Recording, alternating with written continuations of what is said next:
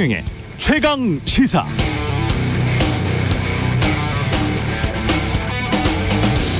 네, 태풍이 온다는데 문재인 정부가 대비를 잘해놨을지 걱정입니다. 어제 SNS에서 본 인터넷 친구의 촌철 살인인데요. 이와 비슷한 유행어가 있죠. 전정권 씨라고 아주 유명한 분입니다. 윤석열 정부의 각종 실정에 대해 책임이 있다는 전정권 씨. 이분을 찾아야 합니다. 정권이 바뀐 지 언젠데 아직도 책임을 떠맡고 있습니다. 안 되죠. 전정권 씨는 여기서 지금 이러시면 안 됩니다. 대통령 취임식 후 오늘로 딱 15개월. 국정운영의 책임은 윤석열 정부에게 있습니다. 네, 안녕하십니까. 8월 10일 세상에 이익이 되는 방송 최경영의 최강시사 출발합니다. 저는 KBS 최경영 기자고요. 어제 안철수 의원과의 인터뷰에서 제가 잼버리 공동조직위원장 5명 중에 전북도지사 또 이야기를 했었는데요. 전북도지사가 아니고 전북 전주갑의 김윤덕 더불어민주당 의원님을 알려드립니다. 여가부 문체부 행안부 장관 김윤덕 의원, 한국스카우트연맹 총재, 이렇게 5명이 잼버리 공동조직위원장이고요. 최경영의 최강시사 유튜브로도 실시간 방송합니다. 문자 자면은 짧은 문자 50원, 긴 문자 100원이 드는 샵9730 콩어플 무료고요. 오늘 최강시사에서는 방통위 박문진 이사장 해임 추진 등에 대해서 홍석준 국민의힘 의원과 만나 여당 입장 들어보고요. 이어서 김한규 민주당 의원 그리고 여야 의원과 함께하는 토론도 준비되어 있습니다.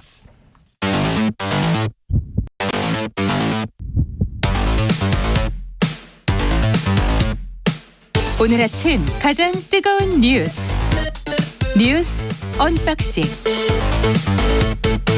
네, 뉴스 언박싱 시작하겠습니다. 민동기 기자, 김민하 평론가 나와 있습니다. 안녕하십니까? 안녕하십니까? 예, 태풍이 재난 속보 먼저 전해드려야 되겠네요. 오늘 9시 기준으로 해서요. 강원 북부 앞바다, 인천, 경기 북부 앞바다 지역에 태풍 주의보가 발효됐습니다. 외출은 가급적 피하고 TV, 라디오, 인터넷, 스마트폰 등을 통해서 기상 상황을 확인하시기 바랍니다. 문과 창문 닫고요. 바람에 날아갈 위험이 있는 지붕 간판 미리 단단히 고정해 주시면 좋겠습니다.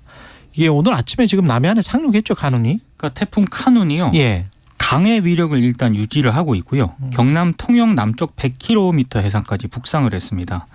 방금 말씀하신 것처럼 기상청이 오늘 오전 9시를 기해서 서울 전역에 태풍주의보를 발효한다고 일단 밝힌 그런 상황입니다. 오전 6시에 통영 남쪽 100km 해상에서 시속 22km로 지금 북상 중인데요. 9시를 전후로 해서 경남 남해안에 상륙할 것으로 보이고요. 오후 3시에서 5시쯤에는 청주를 일단 통과를 할 것이라고 일단 기상청이 예보를 한 그런 상황입니다.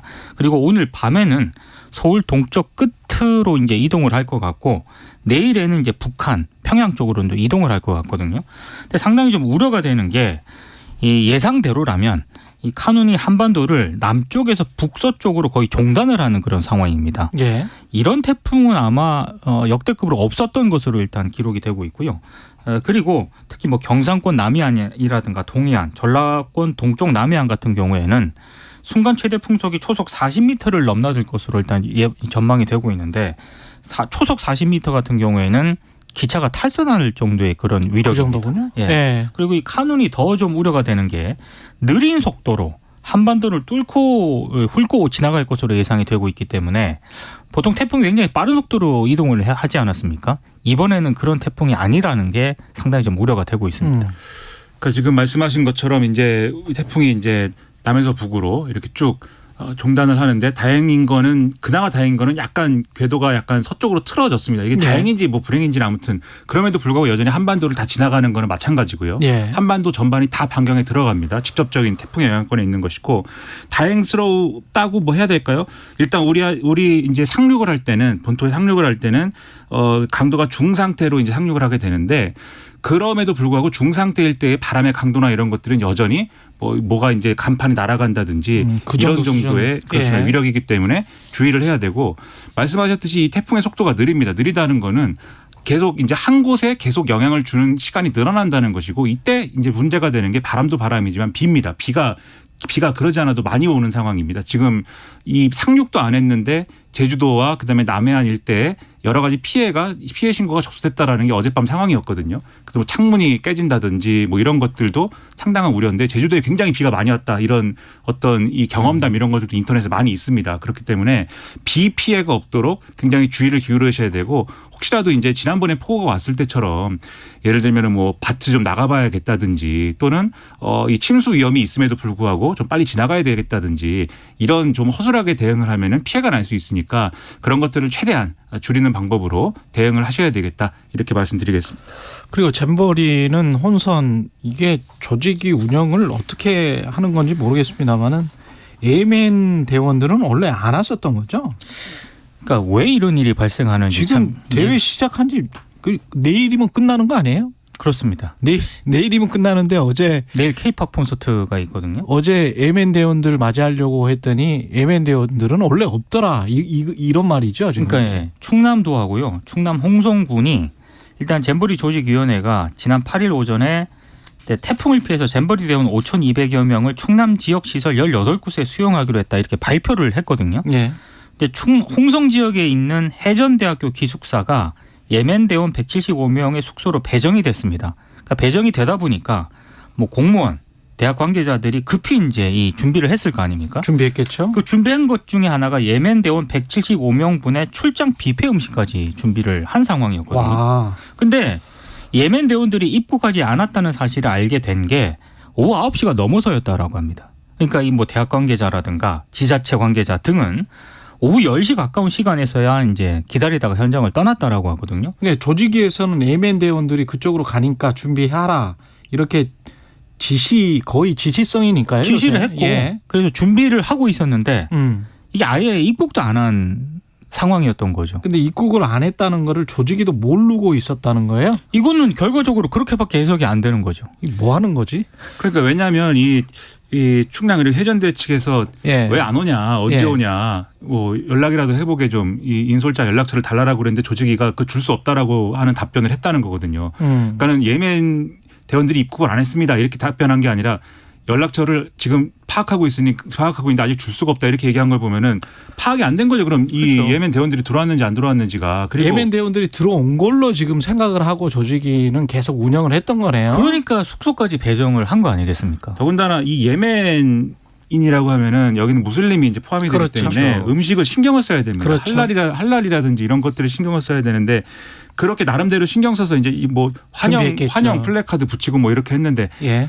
안 오는 걸 기다리다가 음식은 다 폐기한 거거든요. 그러니까 이게 왜 이런 일을 그러지 않아도 공공이 상당 부분 책임져야 되는 일을 민간이 다 떠맡고 있는 그런 상황인데 그 상황 속에서도 왜 이런 혼란이 발생하는가 조직위는 도대체 뭐 하는 사람들이냐 이런 비판이 나오지 않을 수가 없고 그러다 보니까 지금 책임론 이런 게 또 정치권에 이제 가서 불이 붙는 거거든요. 예. 일단 뭐 지금 여가부 책임론 이런 것들을 얘기하는 부분이 있고 왜냐하면 여가부 장관은 어젠가 그젠가 왜 위기를 잘 극복하고 있다. 네. 우리가 그걸 보여주고 있다. 이런 이야기를 했는데 이런 거는 어떻게 보여준다는 거죠? 전혀 이게? 극복이 안 되고 예. 있죠. 지금 본인이 위기 상황이라고 보도가 왜냐하면 지금 뭐 본인이 위기 상황이다. 일부 보도입니다만 일부 예. 여론에 뭐 정확히 확인되는 건지는 모르겠습니다. 아니 안철수 의원이 실제로 우리 최강시사 인터뷰에서 그런 이야기를 했어요. 그렇죠. 해임해야 된다라고 말씀했고 예, 꼭 그 장관을 지칭한 건 아니지만 가장 책임 있는 장관은 해임해야 된다. 그렇게 얘기가 나오니까 바로 예. 또 여당 일각에서 여가부 장관 해임 건의 얘기가 나오고 있다라는 보도도 있어요. 그래서 예. 여가부 책임론으로 가는 게 하나가 있고 또 국민의힘 쪽에서는 전북도가 제대로 했어야 되는데 제대로 못했다. 이 전북도 책임론으로 가는 게 있고 이런 상황인데 지금 뭐 그 책임을 다 뭐 이 세세하게 따질 수 있는 그런 상황은 아니기 때문에 예. 섣불리 이렇게 뭐 얘기하는 것보다는 일단은 정부가 전체적으로 지금 이 가닥을 잡고 가야 될 거 아니겠습니까? 그럴 수밖에 없는 상황 아니겠습니까? 그 역할을 충실히 해야 되는데 이 외에도 여러 가지 사건 사고들이 있었거든요. 제대로 안 돌아가고 있습니다. 전반적으로. 예. 김땡땡님이 지금 유튜브에서 잼버리 잘 운영되고 있어요. 편파 방송이 문제지. 이거를 계속 댓글을 달고 계시네요. 예. 이런 주장도 있는 것 같습니다. 그럼 예. 사례를 하나 더 소개를 해드리면 예. 원래 그 이집트 대원 122명 정도는 예. 전북 진안으로 이동을 할 예정이었거든요. 근데 갑자기 군산으로 이송이 됐다라고 해요. 그래서 원래 이제 이집트 참가단이 잼버리 조직위로부터 전북 진안공고의 숙소를 배정을 받았는데 이게 군산으로 갖고 이제 버스가 떠나버린 겁니다. 그러니까 다행히 이제 그 군산에 내린 호원대라는 곳이 있는데 이 호원대에 수용할 공간이 있어서 이집트 대원들이 여기에 이제 짐을 풀 수 있었다라고 해요. 근데 문제는 전북 진안공고입니다. 여기는 총괄 대응반까지 구성을 한 다음에 기숙사에 직원들을 보내서 청소까지 하고요. 여기도 네. 무슬림이거든요. 그래서 무슬림 대원들을 위해서 뭐 전주와 익상 등의 업체를 수소문해서 역시 할랄 음식까지 준비를 했었는데 이게 다 이제 무용지물이 된 거죠. 이게 과연 준비를 제대로 하고 진행이 된 건가라는 의문을 제기할 수밖에 없습니다. 그리고 이제 스위스 대원들의 경우에 뭐 버스 사고 나고 뭐 이런 상황. 그렇죠. 예, 그거는 뭐 있고. 사고일 수 있으니까. 그렇죠. 예. 근데 이 문제는 뭐냐면 이 스위스 대원들은 숙소를 배정을 못 받은 겁니다. 이날. 배정을 못 받았어요. 그래가지고 일단 임의로 순천으로 이동을 해서 거기서 이제 해결을 하기 위한 어떤 그런 이동을 하고 있는데 그렇죠. 사고가 난 거죠. 이게 버스 사고가. 그래서 이것도 사실은 좀 혼란스러운 부분의 일각으로 볼 수가 있고 다만 이제 뭐 지금 쭉 이제 어려운 면들을 얘기했습니다만 잼버리에 참가한 대원들이 뭐 즐거워하는 사진도 신문에 많이 났습니다. 왜냐하면 광화문에서 이제 댄스 파티 이런 것도 했고 그다음에 이제 한국의 각종 이제 문화 체험이나 이런 프로그램도 진행된 것들도 있어서 그런 부분에 있어서는 분명히 이제 만족하고 즐거운 대원들도 있었습니다만 그것이 전부가 아니라 지금 운영상의 이러한 문제들은 계속 발생하고 있다라는 점이 계속 이제 문제가 되고 있다는 거죠. 예. 소송을 안 당했으면 좋겠습니다. 끝난 다음에. 예, 그게 가장 걱정이 되네요. 그러니까 외국 사람들이 소송을 이제 좋아하다 보니까 좋아한다기보다도 익숙하다 보니까 그런 얘기가 실제로 나오는 게 걱정인 거죠. 그렇죠. 예. 그리고 최상병 순직 수사 관련해서 이게 지금 핵심이 그건 것 같아요. 수사단장이 수사를 저 윗선까지 제대로 하려고 했는데 국방부가 지금 덮으려고 한 거 아니냐. 그런 거죠, 지금 이 상황이. 이게 맥락이 있습니다. 예. 일단 그 해병대 수사단장이 박정훈 대령이거든요. 예. 근데 이 박정훈 대령이 해병대 수사단의 결과 보고서를 경찰에 이첩하는 시기를 늦추라. 국방부 장관이 이렇게 지시를 했는데 예. 이 명령을 거부했다는 이유로 지금 보직 해임이 됐습니다. 그래요? 그리고 예. 지금 입건이 됐거든요. 예. 근데 이런 상태였는데 어제 당사자인 박정훈 대령이 실명으로 입장을 냈습니다. 혐의자 8명의 업무상 과실을 확인을 했다. 그리고 경찰에 이첩하겠다는 내용을 해병대 사령관, 해군 참모총장, 국방부 장관에게 직접 대면 보고를 했다. 대면 보고를 했다. 네, 이렇게 주장을 했고 그리고 경찰에 사건을 이첩하기까지 누구로부터 장관의 이첩 대기 명령을 직간접적으로 들은 사실이 없다. 어제 이제 국방부 주장을 반박을 한 겁니다. 예. 근데 수사단장이. 그렇습니다. 직접 예. 반박을 한 거고요. 이제 이 수사단장은 보직 해임이 됐기 때문에 예. 본인이 이제 입장을 낸 겁니다. 근데 이 중간에 어떤 일이 있었냐면 일부 언론이 보도를 하나 했는데 예. 신범철 국방부 차관이 해병대 사령관에게 특정 인원의 혐의 관련 내용은 삭제하라는 내용의 문자를 보냈다라는 거고요. 특정인이 누굴까요? 뭐 누구를 이제 구명하기 위해서 이 경찰에 이 사건 결과 보고서를 이첩하기 전에 누구는 빼라 이런 내용의 문자를 보냈다는 거고 이 지금 해병대 언론 보도에는 해병 1사단장 이야기하는 거 아니에요? 뭐 그런 이름이 나오고는 있습니다. 예. 근데 이 사령관이 이 내용을 또 수사단장인 박 대령에게 보여줬다는 겁니다. 그러니까 예. 이 보도 내용을 요약을 하면 국방부 차관이 특정인을 제외하라는 압력을 행사했다는 거 아니겠습니까? 그렇죠. 이렇게 지금 제기가 의혹이 되고 있는 상황에서 어제 이종석 국방부 장관이 이 최상병 순직 사건을 이 해병대 수사단이 아니고요. 이제 국방부 조사본부로 이관을 했습니다. 이관 결정을 내렸습니다. 그렇죠. 그러니까 결국에는 국방부가 생각하는 그런 어떤 결과대로 결론을 내기 위한 어떤 수순 아니냐 이런 해석이 나오고 있습니다. 그러니까 이게 좀 더 이제 맥락을 더 설명드리면 그러니까 군에서 이렇게 사망사고나 이런 게 나면은 늘 뭐 은폐라든지 뭐 축소라든지 이런 논란이 있지 않습니까? 그렇죠. 그래서 이제 경찰이 이첩을 하는 거거든요. 기본적으로. 그래서 수사를 경찰이 하는 게 맞다 이제 이런 건데 그래서 지금 이제 해병대 수사단장이 이 결과를 가지고 이제 기초적인 어떤 조사를 한 거 가지고 그것도 뭐 되느냐 맞느냐는 논란이 있었습니다만 그걸 경찰이 이첩을 하는 과정이었는데 이 이첩도 국방부 장관의 지시에 의해서 이루어졌다라는 게 이분 주장이에요. 근데 하루 만에 이 이첩을 하지 말라라고 지시가 다시 있었다라는 게 국방부의 얘기면 국방부의 얘기고 그것을 이 대령이 듣지 않았다 수사단장이 그 네. 얘기인데 그러면 이제 이 국방부 얘기가 맞다 하더라도 하루 만에 왜 뒤집어진 거냐 이첩을 하라와 그렇죠. 하지 말라가 여기서 설명이 두 개로 갈립니다. 지금 해석은 이 언론과 그다음에 뭐 문제 제기하는 사람들의 해석은 말씀하신 것처럼 이 특정인 고위층인 어떤 특정인을 이제 어떤 구명하기 위한 움직임이다. 이게 다 업무상 과실치사 이런 걸로 가면 근데 이게 직책은 제가 말씀드려야 될 것 같은데 해병 1사단장과 그리고 현재 현직에 있는 국방부 장관은 이명박 정부 때 청와대에서 함께 근무했어요. 맞습니다. 그리고 김태효 그 실세 중에 실세라는 김태효 뭡니까 비서관이죠. 국가안보 비서관이죠. 1차장. 1차장. 이 세 명이 다 이명박 정부 때 같이 근무했던 사람들입니다. 실은 약간씩 다른데 하여간 그런 상황에서 이 해병 1사단장의 책임을 면피시키기 위한 구명의 일환으로 진짜 제대로 조사하려고 하는 수사하려고 하는 수사단장을 이게 보직 해임시킨 게 아니냐. 이게 지금 언론의 주요한 질문이에요. 그러니까 수사단장이 네. 결과 보고서를 경찰에 이첩하려는 그 결과 보고서에는 그렇죠. 그 이사단장이 들어가 있는 것으로 일단 보고요. 그렇죠. 예. 지금 이제 의혹이 제기가 되고 있는 거는 자꾸 특정인을 빼라고 하는 것 아니냐 이런 의혹이 제기가 되고 그렇습니다. 있는 거죠. 거기에 예. 대해서 이제 국방부의 얘기는 그것은 오해이다라는 것이고 오히려 국방부 장관은 하급 이 간부들에까지 다 과실치사상 이렇게 묻는 게 맞느냐 그것을 제고해라라는 취지였다라고 설명은 하고 있는데 뭐 어쨌든 의심이 있다 보니까 그렇죠. 이것은 뭐 여러 가지 의문이 남는 게 사실인 것이죠. 이게 정정당당하게 군인의 정신으로 군인의 정신을 지키는 진짜 군인들은 좀 지켜줘야 된다. 그런 생각을 합니다. 그리고 네. 이 순직한 해병대원의 경우에는 지금 이거 외에도 그때 왜 그 구명조끼도 없이 그랬느냐에 그렇죠. 대해서도 여러 가지 보도가 지금 있거든요. 전반적으로 지금 군이 굉장히 이 문제를 안이하게 처리한 것이 처음부터 끝까지 다 확인되고 있기 때문에 그렇죠. 이거를 똑같은 방식으로 안이하게 해서는 큰일 난다 이렇게 말씀드리겠습니다. 그리고 KBS 박문진 보궐이사를 지금 동시 선임할 것 같죠. KBS 보궐이사는요. 어제 예. 방통위가 전체 회의를 열었는데 예. 서기석 전 헌법재판관을 추천을 했고요. 예. 박문진 보궐이사로는 차기환 변호사를 임명하기로 어제 의결을 했습니다. 그래서 이제 뭐 16일 날 그걸 한다는 거예요?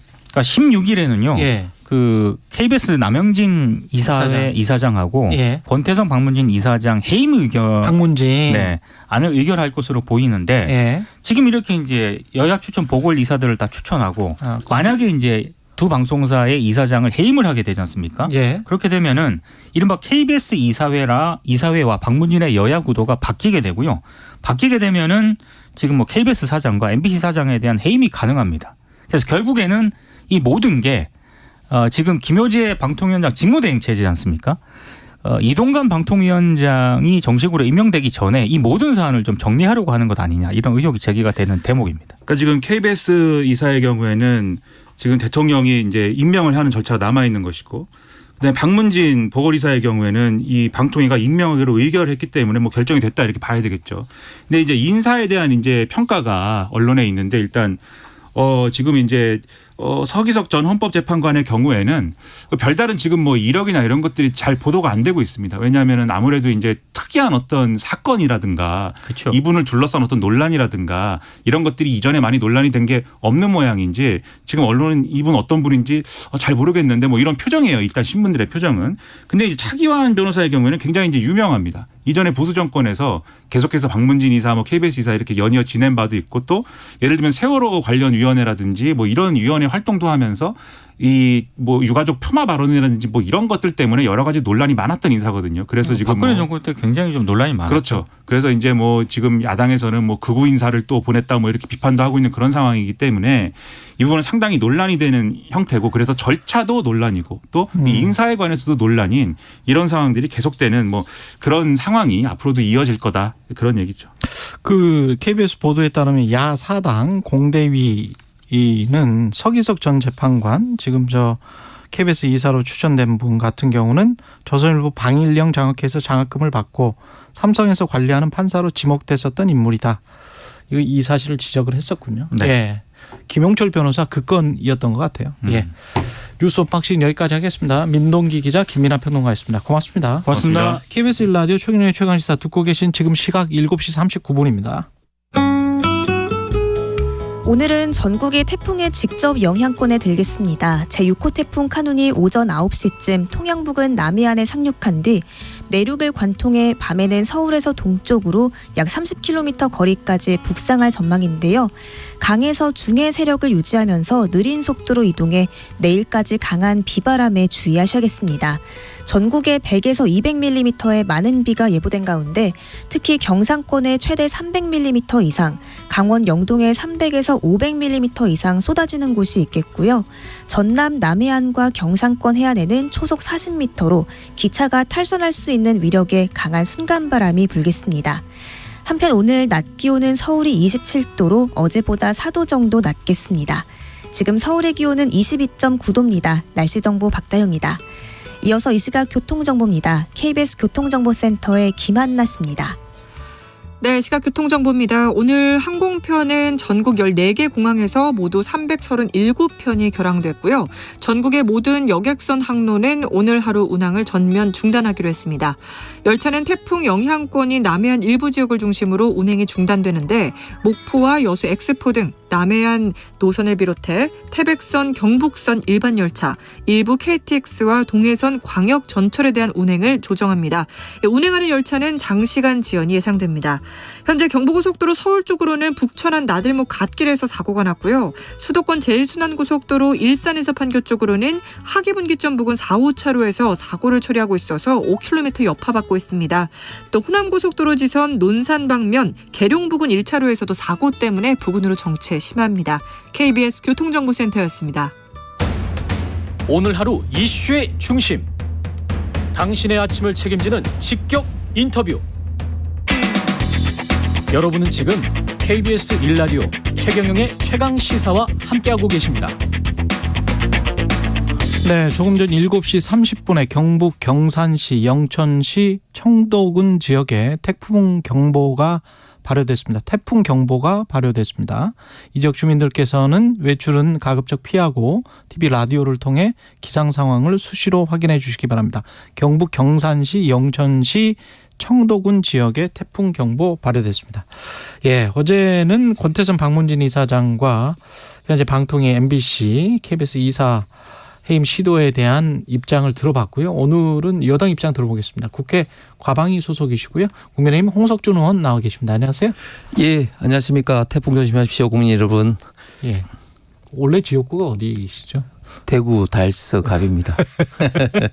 그쪽도 지금 막 이제 오고 있는 도중이겠네요. 태풍이. 그렇습니다. 그죠? 방금 말씀하신 경산, 영천, 뭐 청도가 이제 대구 바로 이제 인접 지역이고, 네. 저희 지역은 이제 낙동강이 있어서 항상 뭐 좀 조심을 해야 되는데 다행히 대구는 이때까지 큰 수해 피해는 분지이기 때문에 좀 없는 지역입니다. 예. 지금 일단 이동건 방통위원장 인사청문회는 18일 열기로 합의 그 신경전이 좀 있었습니까? 네, 민주당은 처음에는 뭐 보이콧 이야기까지도 뭐 일부 나왔다가 하기로 했는데 이제 일정 관련해서 저희들은 16일 그리고 민주당은 21일 이후로 이제 제안을 했었습니다. 그런데 이제 21일 이후로 하게 되면은 기존에 있는 김효재 직무대행과 김현 방통위원회 임기가 23일 만료가 되거든요. 그렇기 때문에 청문회를 마치고 대통령실 가고 하는 그 사이에 벌써 만료가 되어버립니다. 그렇기 때문에 좀 당기자 해서 협상 끝에 18일로 결정하게 됐습니다. 예.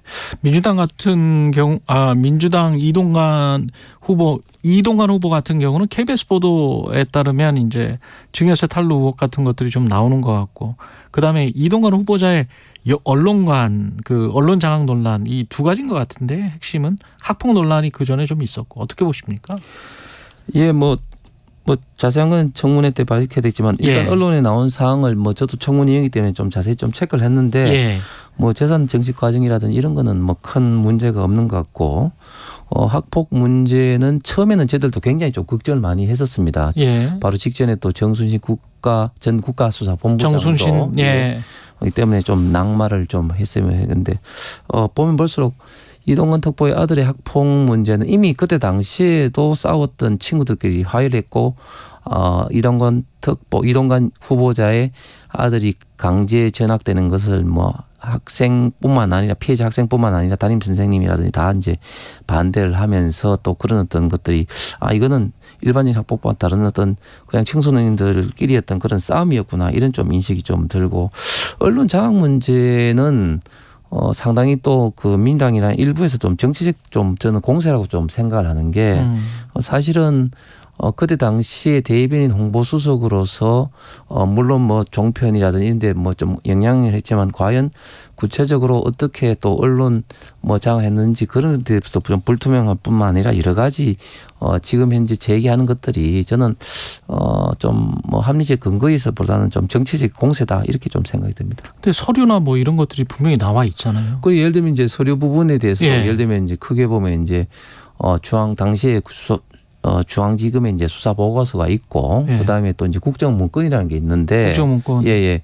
그런데 이제 그런 문건에 대해서 이제 이동관 지금 후보는 본인이 전혀 모르고 뭐 당연히 뭐 지시하지 않았다고 좀 이야기도 이제 하지만 그 문건이 힘을 받기 위해서는 과연 그 문건대로 뭐 실행이 됐느냐 이런 여부가 밝혀져야 되는데 예를 들면은 2017년도에 민주당 같은 경우는 그런 문건을 만들어 가지고 그 일사불란하게 좀 실행이 좀 됐지 않습니까? 그렇기 때문에 저는 그 문건 자체 신뢰성도 신뢰성이지만 그 이후에 했던 그런 연관관계가 좀 전혀 없다. 만약에 그 문건대로 실행이 됐다면은 2017년도 문재인 정부 초기 적폐청산 광풍에 의해서 수사를 받아서 수많은 사람이 감옥에 갔지 않습니까? 그래서 만약에 그 문건대로 만약에 실행이 됐고 이동관 특보 거기에 깊게 개입했다면은 당연히 그때 수백 명 감옥 갔을 때 감옥 갔다고 저는 봅니다. 그래요? 그 문제 보도랄지 문제 보도의 조치 결과 뭐 이런 그 문자 그 다큐멘터의 그 서류에 텍스트가 그대로 남아 있던데. 저는 뭐 그런 거는 있을 수 있다고 보는 게 예를 들면 뭐 조선일보 관련돼서 뭐 그런 걸 했다. 그렇게 하고 있는데 제가 공무원 시절 때도 언론 스크린은 당연히 이제 정부에서 하게 되는 거죠. 예를 들어서 비판적인 보도가 나오면은 그걸 팩트 확인을 해서 만약에 그게 사실관계가 다르면은 뭐 정정 요구도 할 수 있는 문제고 그다음에 또 뭐 좋은 보도가 나왔으면 그 좋은 보도를 좀 더 키우기 위해서 어떻게 하는 그런 스크린은 사실은 누구나 하는 문제 아니겠습니까? 케이스별로 잘 들어가 봐야 될 것 같습니다. 그 방통위가 일단 서기석 전 헌법재판관 그리고 차기현 변호사를 KBS MBC 이사로 임명을 했는데 이 임명에 대해서는 어떻게 평가하세요? 예, 좀 구체적으로 보면 이제 차기현 변호사는 이제 방통위에서 이제 박문진 이사로 이제 임명이 이제 됐고 끝난 거고 이제 서기석 그 전 헌법재판관은 KBS 이제 이사로 지금 추천이 대통령실에 이제 들어간 거죠. 그렇기 때문에 이제 대통령실 임명 과정이 아직 남아 있는데 여기에 대해서 뭐 김현 방통위원은 뭐 기자회견을 통해서 뭐 이야기하는데 예를 들면 차기현 변호사가 뭐 야당 몫이다 이런 이야기를 했는데 왜 임정한 이사와 후임을 들어가는 거거든요. 임정한 이사는 저희 당의 수준이기 때문에 그 말은 그러니까 야당 몫이다 말은 이제 틀린 것이고 그리고 뭐 급박하게 뭐 됐다 하는데 뭐 인사라는 게 항상 뭐 뚜껑을 열어봐야 된다는 그런 말도 있는데 급하게 되는 거 그거 가지고 문제 제기할 건 없는 거라.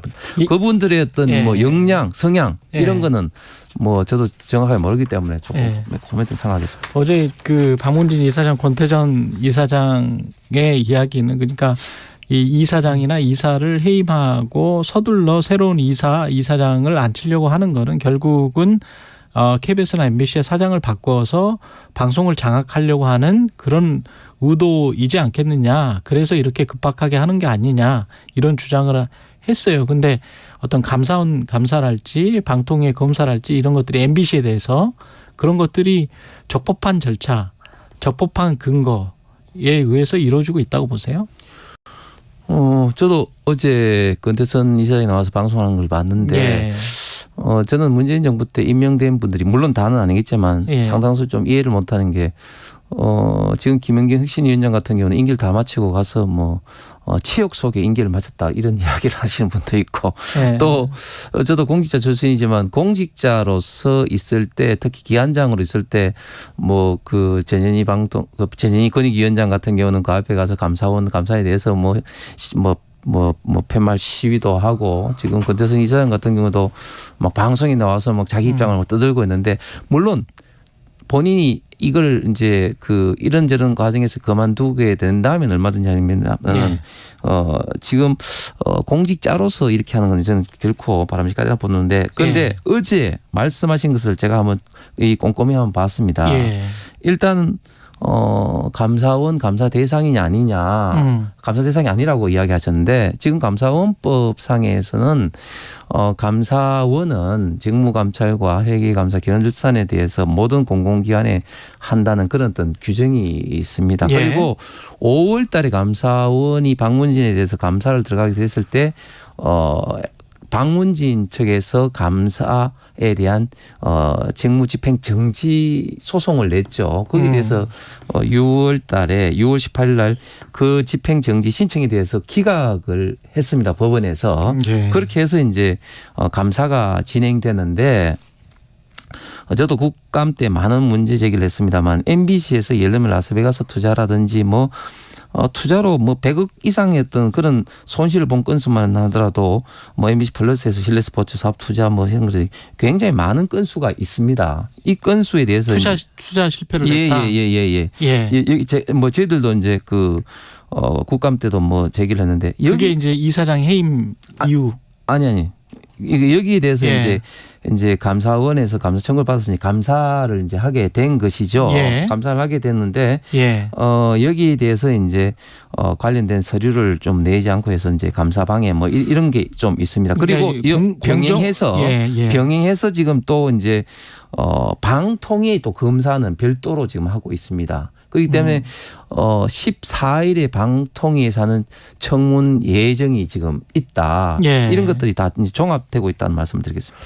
그러니까 지금 말씀하신 거는 이제 공정언론 국민연대 등의 단체에서 제기한 국민감사 청구잖아요. 네. 그게 UMF 투자로 입은 손실 및 재발 우려, MLB 월드투어 선지급 투자금 회수 난항 의혹, 미국 리조트 개발 투자로 인한 105억 원 손실과 관련자 문책 방지 뭐 이런 게 이제 문제 삼아서 국민감사를 청구했다는 것인데 그 권태선 어제 이사장이랑 그런 그 이전 박근혜 정부 문재인 정부 때 이런저런 사유로 경영적인 이유로 사람들을 해임을 했잖아요. 이사나 사장을 해임을 했는데 나중에 대법원에 가보니까 이게 그럴 만한 사안은 다 아니었다.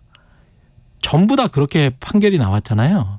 그래서 이번에도 이게 이럴 만한 사안인가, 그러니까 해임에 합당한 사안인가 이렇게 긴박하게 해임을 할 이유가 다른 데에 있는 게 아닌가 이런 이제 주장인 것 같아요. 민주당이나 야권은.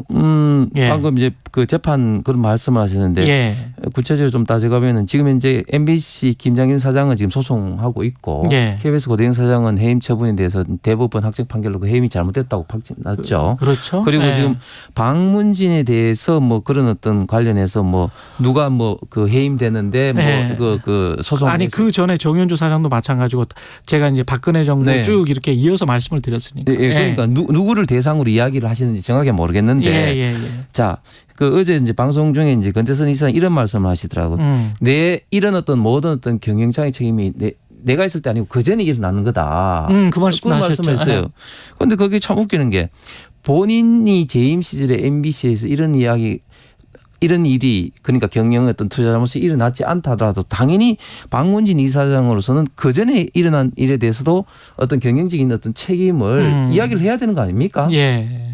그러니까 내 이전에 한 문제에 대해서 내가 왜 이 감사를 받아야 돼 이런 말 자체가 이제 성립이 지금 제가 되지 않고 있는 것이죠. 드렸던 질문은 정도와 수준 법이라는 게 법이 적용되는 게 해임의 요건에 그 정도인가. 근데 이제까지 법원 판례는 이 해임이 그 정도는 늘 아니었기 때문에. 아니 그러니까 이제 예. 제가 다시 말씀드리지만 이런 어떤 사항은 준사업적인 절차이기 때문에 이렇게 좀 뭐 너무 깊게 이렇게 왈가왈부하는 게 저는 결코 바람직하지 않아 보는데 그런 한 가지 분명한 사실은 제가 아까 말씀드린 것처럼 앞에 어떤 사항을 두고 비교해서 말씀하시는 건지 제가 정확하게 앞에 그런 사항을 이제 몰라서 그런데 현재 그 권태선 이사장에 대한 건은 크게 보면은 제가 말씀드린 것처럼 감사원에서 지금 현재 감사하고 있는 거. 지금 현재 감사원에서 감사하다가 이게 범죄 혐의가 의심된다 해가지고 지금 그 검찰에 지금 그 수사 참고자를 던진 상황입니다. 해임할 만하다 이렇게 생각하시는 거예요? 그렇죠. 네, 해입할 만하다. 네. 그러면 이사회 구성이 이렇게 지금 달라져야 한다 또는 방송이 뭐 정상화돼야 된다. 여권에서 그런 이야기도 나왔었잖아요.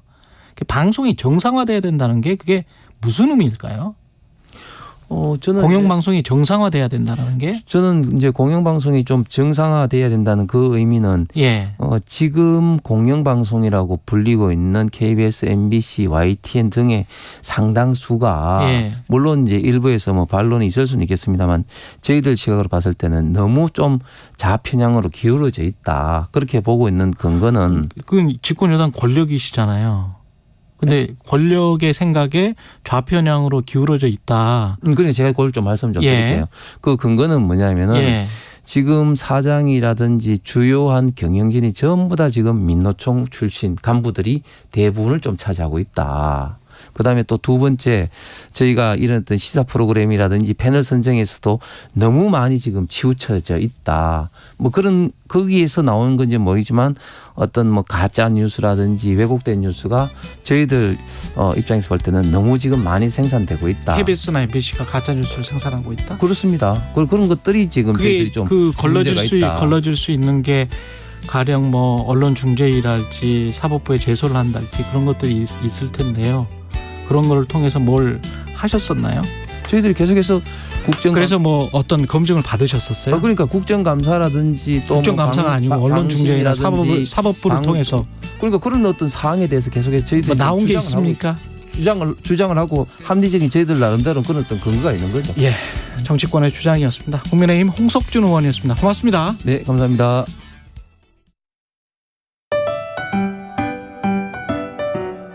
(2023) KBS 1라디오 연중기획 낮은 목소리 당신의 목소리를 들려주세요.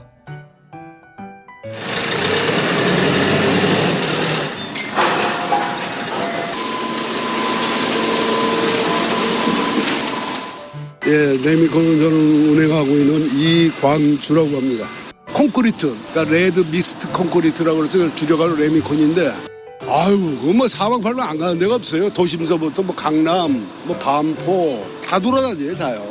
그래도 내가 가서 어느 한 부분에 일정한 역할을 했으니까 건물 올라갈 때 이게 마음이 뿌듯하고 좋죠. 이게 더워서 더구나 타설할 때는 펌프라 그래요. 콘크리트를 쏘아 올리는 거기 열이 엄청나요, 이게. 그럼 엄청 덥죠. 특히 저 골목길 들어갈 때 승용차들이 세워나가지 들어가질 못해요. 그러니 참 애를 먹어요. 차 빼달라도 안 빼주고 소리가 아무래도 소음이 크죠. 그러니까 좁은 골목길 주택가에서는 짜증이 나지 시끄러우니까. 그렇다고 우리 특성상 시동을 끌질 못해요. 끄면은 통이 안 돌면은 이 고무리가 굳어요, 안에서. 그 품질이 저하되고 때문에 무조건 시동을 켜놔야 돼요, 저건. 이 차의 특성이 그거예요. 그러기 진짜 힘들죠. 어느 현장에는 우리 레미콘이 다 들어가게 돼 있죠.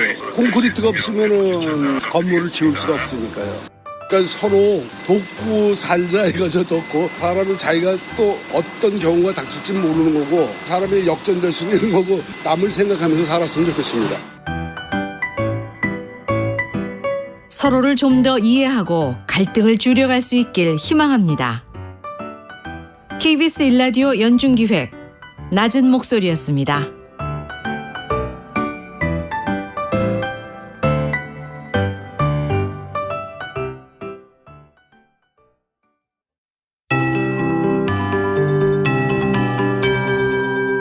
KBS 58분 날씨. 약 1시간 뒤면 태풍 카눈이 통영 부근 남해안에 상륙합니다. 이미 강원 영동과 남부, 제주도 인근 해상에 태풍 경보가 내려져 있고요. 서울과 인천, 경기 북부와 강원 북부에도 오전 9시 발효로 특보가 확대하면서 전국에 태풍특보가 발표됐습니다. 카눈은 내륙을 관통해 오늘 밤 서울 동쪽 약 40km 지점까지 북상한 뒤 내일 새벽 북한으로 향할 전망인데요. 아직까지 강한 세력을 유지하고 있습니다. 지금 부산과 제주, 남해안의 순간바람이 초속 30m를 넘어가고요. 경상권 해안에 시간당 50mm의 폭우가 내리고 있습니다. 전국에 100에서 200mm로 많은 비가 더 내릴 텐데요. 특히 강원 영동의 많은 곳은 300에서 500mm 이상, 경상 서부 내륙과 해안에도 300mm가 넘게 쏟아지는 곳이 있겠습니다. 비는 남부와 제주도의 경우 오늘 밤까지, 중부지방은 내일까지 이어지고요. 전국적으로 강한 바람은 내일도 계속될 전망입니다. 특히 전남 남해안과 경상권 해안에 순간풍속이 초속 40m, 그 밖의 지역도 최대 25에서 35m로 매우 강하게 불겠습니다. 한편 오늘 낮 기온은 대부분 27도 안팎에 머물겠습니다. 지금 서울의 기온은 22.9도, 서울에 내린 비의 양은 3.7mm입니다. 박다유입니다.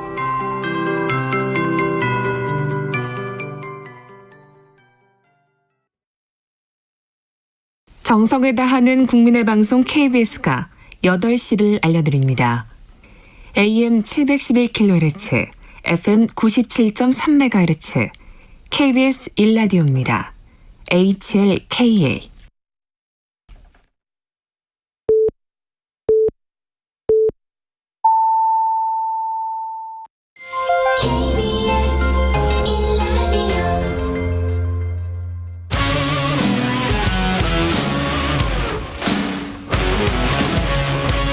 오늘 하루 이슈의 중심, 최경영의 최강시사. 네, 잊혀진 삶을 살고 싶다는 문재인 전 대통령이 다시 또 소환이 됐는데요. 조선일보 보도였던 것 같습니다. 문 전 대통령 청와대 출신 민주당 의원들 만찬 소집, 수도권 민심 대책 논의한다라는 기사가 나왔는데 이게 이제 정치권 해석이 분분합니다. 이게 팩트인지 아닌지도 모르겠고요. 김한규 민주당 원내대변인과 이야기 나눠보겠습니다. 안녕하십니까? 네, 안녕하세요. 김한규입니다. 예. 이 문장 자체, 문 전 대통령 청와대 출신 민주당 의원들 만찬 소집, 수도권 민심 대책 논의한다.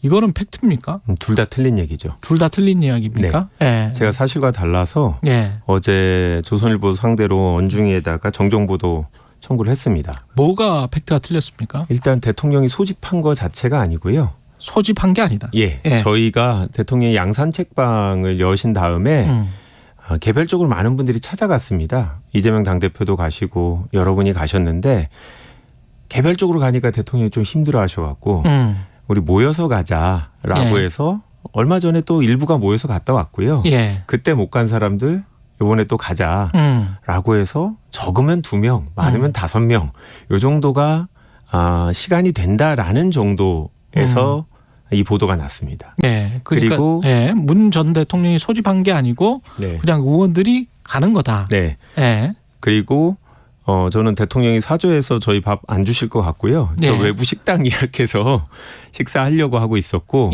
그다음에 총선 전략 논의한다. 전혀 사실과 다르고 기사를 보니까 제가 뭐 청년 관련 의제에 대해서 발제를 한다고 하는데 발제. 어제 동료 의원들이 이제 시작해야 되는 거 아니냐고 라고 할 정도로 전혀 듣지 못했다는 얘기고 수도권 민심 논의한다는데 제 지역구가 제주도입니다. 제가 왜 가서 수도권 민심을 논의해야 되는지 아마 저에 대해서 기자님이 잘 모르신 것 같아요. 저한테 연락도 안 주셔서 수도권이라고 착각하신 것 같은데. 김한규 의원은 수도권 의원처럼 생겼지만 제주도입니다. 제가 뭐 예전에 강남 병지역에서 출마한 적이 있긴 합니다만 여하튼 저 중요한 부분에서 전혀 사실과 다르고 양산에 가려고 논의 중이다. 요것만 팩트입니다. 양산에 가려고 논의 중이다. 네. 양산에 가려는 건 그냥 대통령 전임 대통령 뵈러 가는 거다. 주기적으로 자주 가죠. 자주 간다. 예, 뭐 최근에 이 정부 여당이 모든 거를 다 할 수 있는데 안 했던 것처럼 묘사하는 인물이 있죠. 전 정부.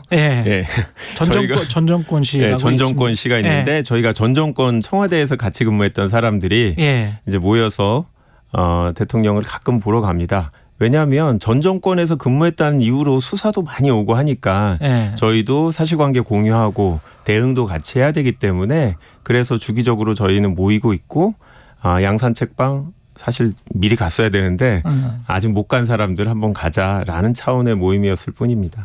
근데 이것과 관련해서 이제 이렇게 보도가 한번 나오면 그걸 가지고 이제 확대 재생산하면서 각종 분석이 나오잖아요. 뭐 이낙연 전 대표도 그때 비슷하게 부산 강연 일정이 있다더라.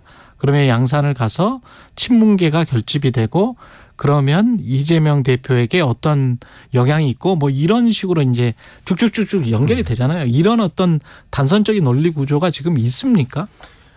그런 논리 구조를 염두에 두고 낸 기사라고 생각합니다. 실제로 온라인 커뮤니티나 이런 데서는 혹시 친문 세력들이 우리 이재명 당대표를 패싱하고 뭐 총선을 준비하는 거 아니냐라는 의구심을 실제로 제기하는 분들이 있죠. 저는 이런 당내 분란을 사실은 염두에 둔 기사가 아닌가 의심을 하고요. 문재인 전 대통령은 사실 뭐 친문 세력 이런 분들만 관계가 있는 분들이 아니고 민주당의 전 대통령으로서 여전히 민주당의 많은 분들이 우리의 대통령이라고 생각하거든요. 그런데 이런 기사가 나오면 친문 세력만의 대통령인 것처럼 그 의미와 역할을 축소시킨다고 생각하고요.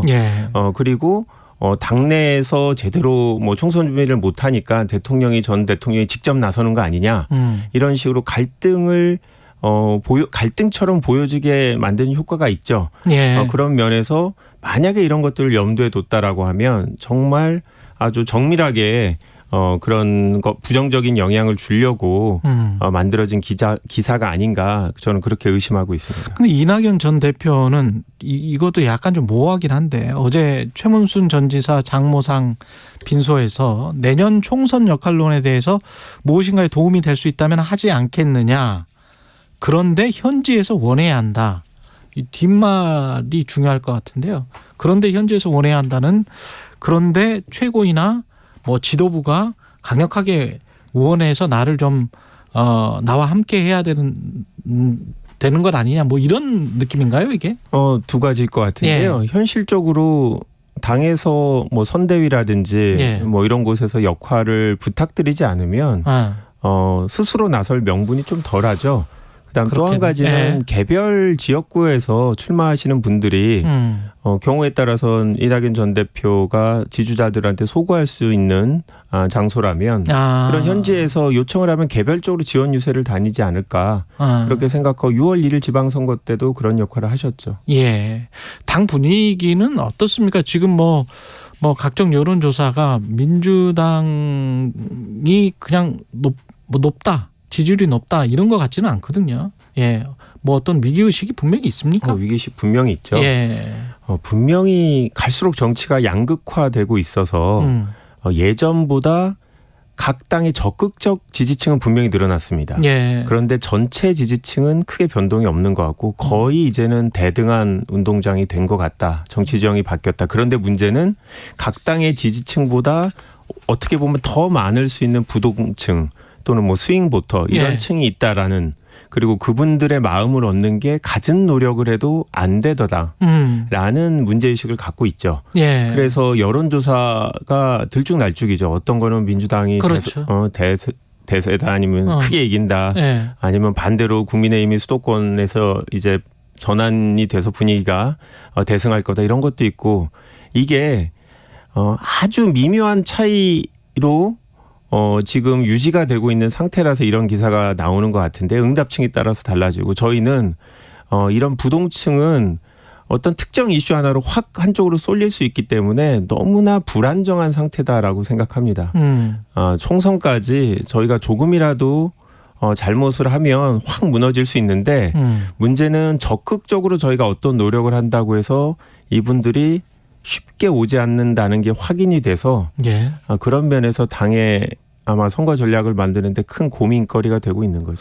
그런 측면에서는 물론 여권이나 뭐 대통령실에서는 부인을 하고 있습니다만은 검찰이 민주당 입장에서는 검찰이 이제 정치를 하는 것 아니냐 이렇게 생각을 하시잖아요. 그리고 이제 가용 자원이라고 할까요? 예산 편성이랄지 뭐 여러 가지 여권으로서 유리한 측면이 많고 그러면 민주당을 점점 수세로 몰리게 할 수 있는 이점이 있는데 민주당은 별다른 게 없이 지금 가는 거 아니에요? 그렇죠. 그게 야당의 숙명이죠. 우리나라만이 아니라 사실 많은 나라가 여당이 검찰 내지 수사 권력을 이용해서 야당 정치인에 대해서 수사를 하고 그런 정치권에 대한 혐오와 부정적인 인식으로 어떻게 보면 행정 권력에 힘을 실어주는 이런 선거 전략을 취하는 경우들이 많죠. 그다음에 보수 세력인 경우에는 아무래도 소위 스펙이 좋은 검사 출신들이 아무래도 보수당의 후보로 나오면 보수 지지층의 지지를 받을 가능성은 높죠. 그런 점을 저희는 야당으로서 뼈저리게 느끼고 있는데요. 그나마 저희 입장에서는 다행인 것은 누구나 아마 대통령이 잘하지는 못하고 있다라는 점은 동의를 하는 것 같습니다.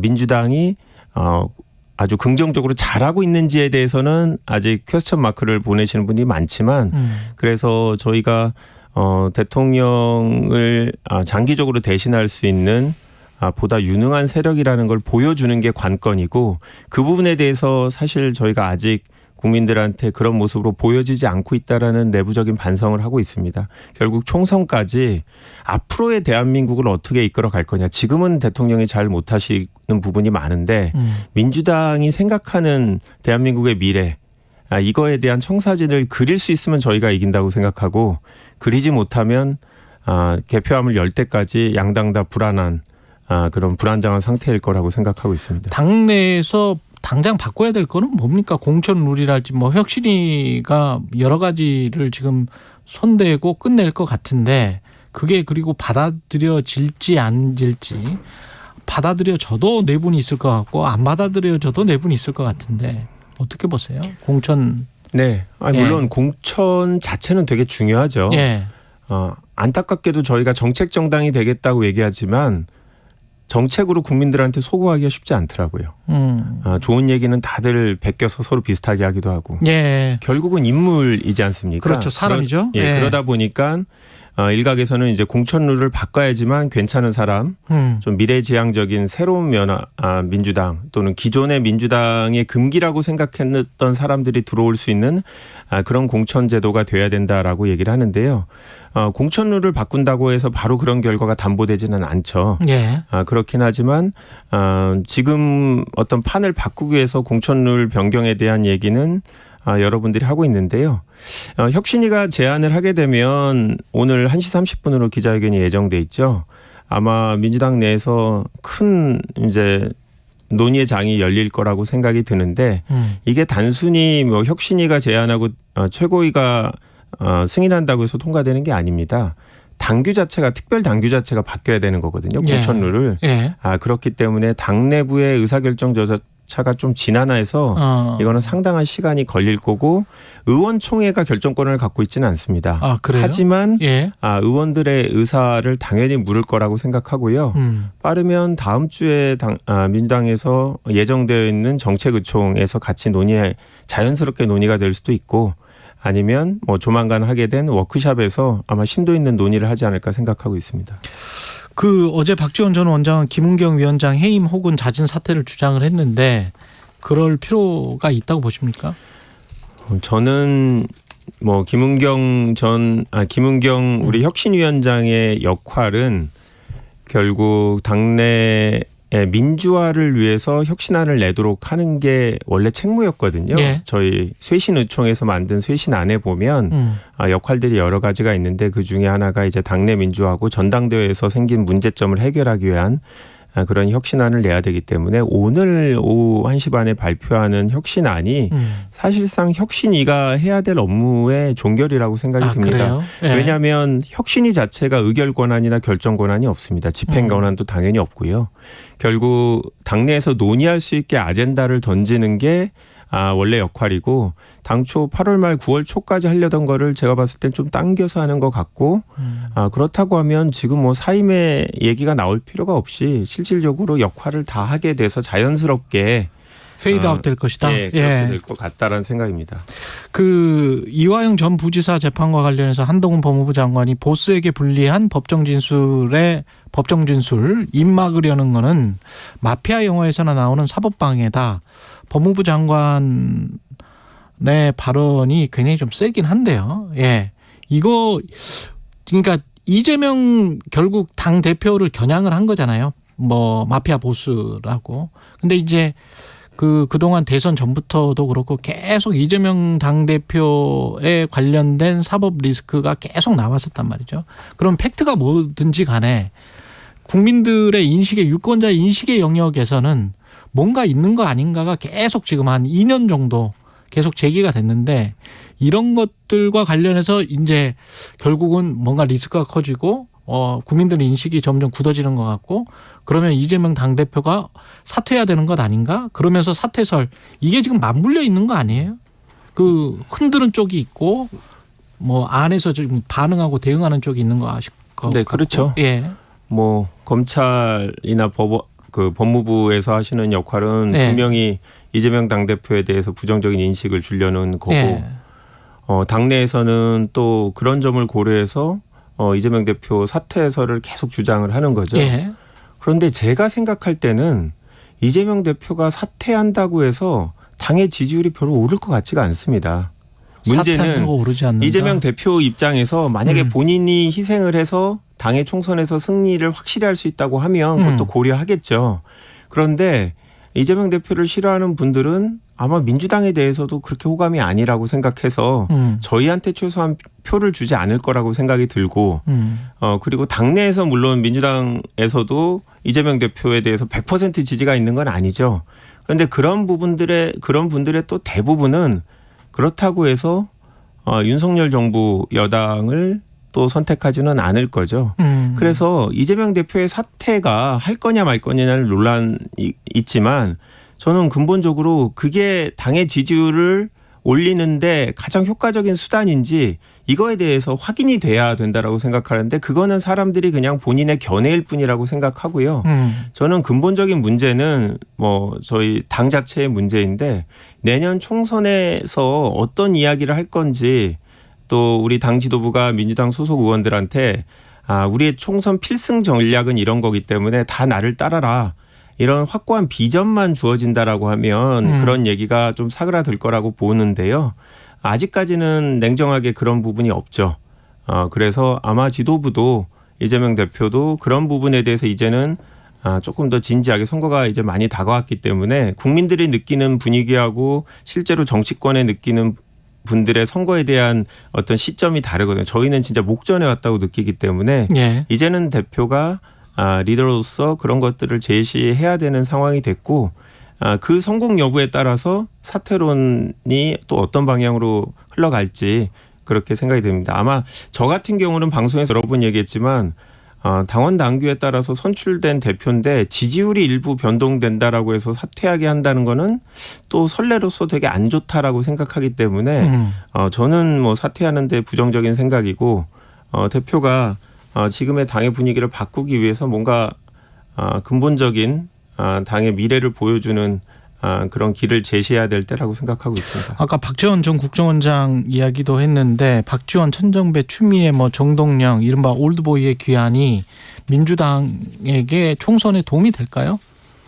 냉정하게 저는 도움 안 된다고 생각합니다. 도움 안 된다고 보세요? 네. 네. 왜냐하면 민주당도 결국 부동층의 가장 큰 축을 차지하고 있는 2030 젊은 세대들한테 기득권 또 내지는 낡은 정당으로 보여지는 게 지금 패착 어떻게 보면 지지율을 올리지 못하는 원인 중에 하나거든요.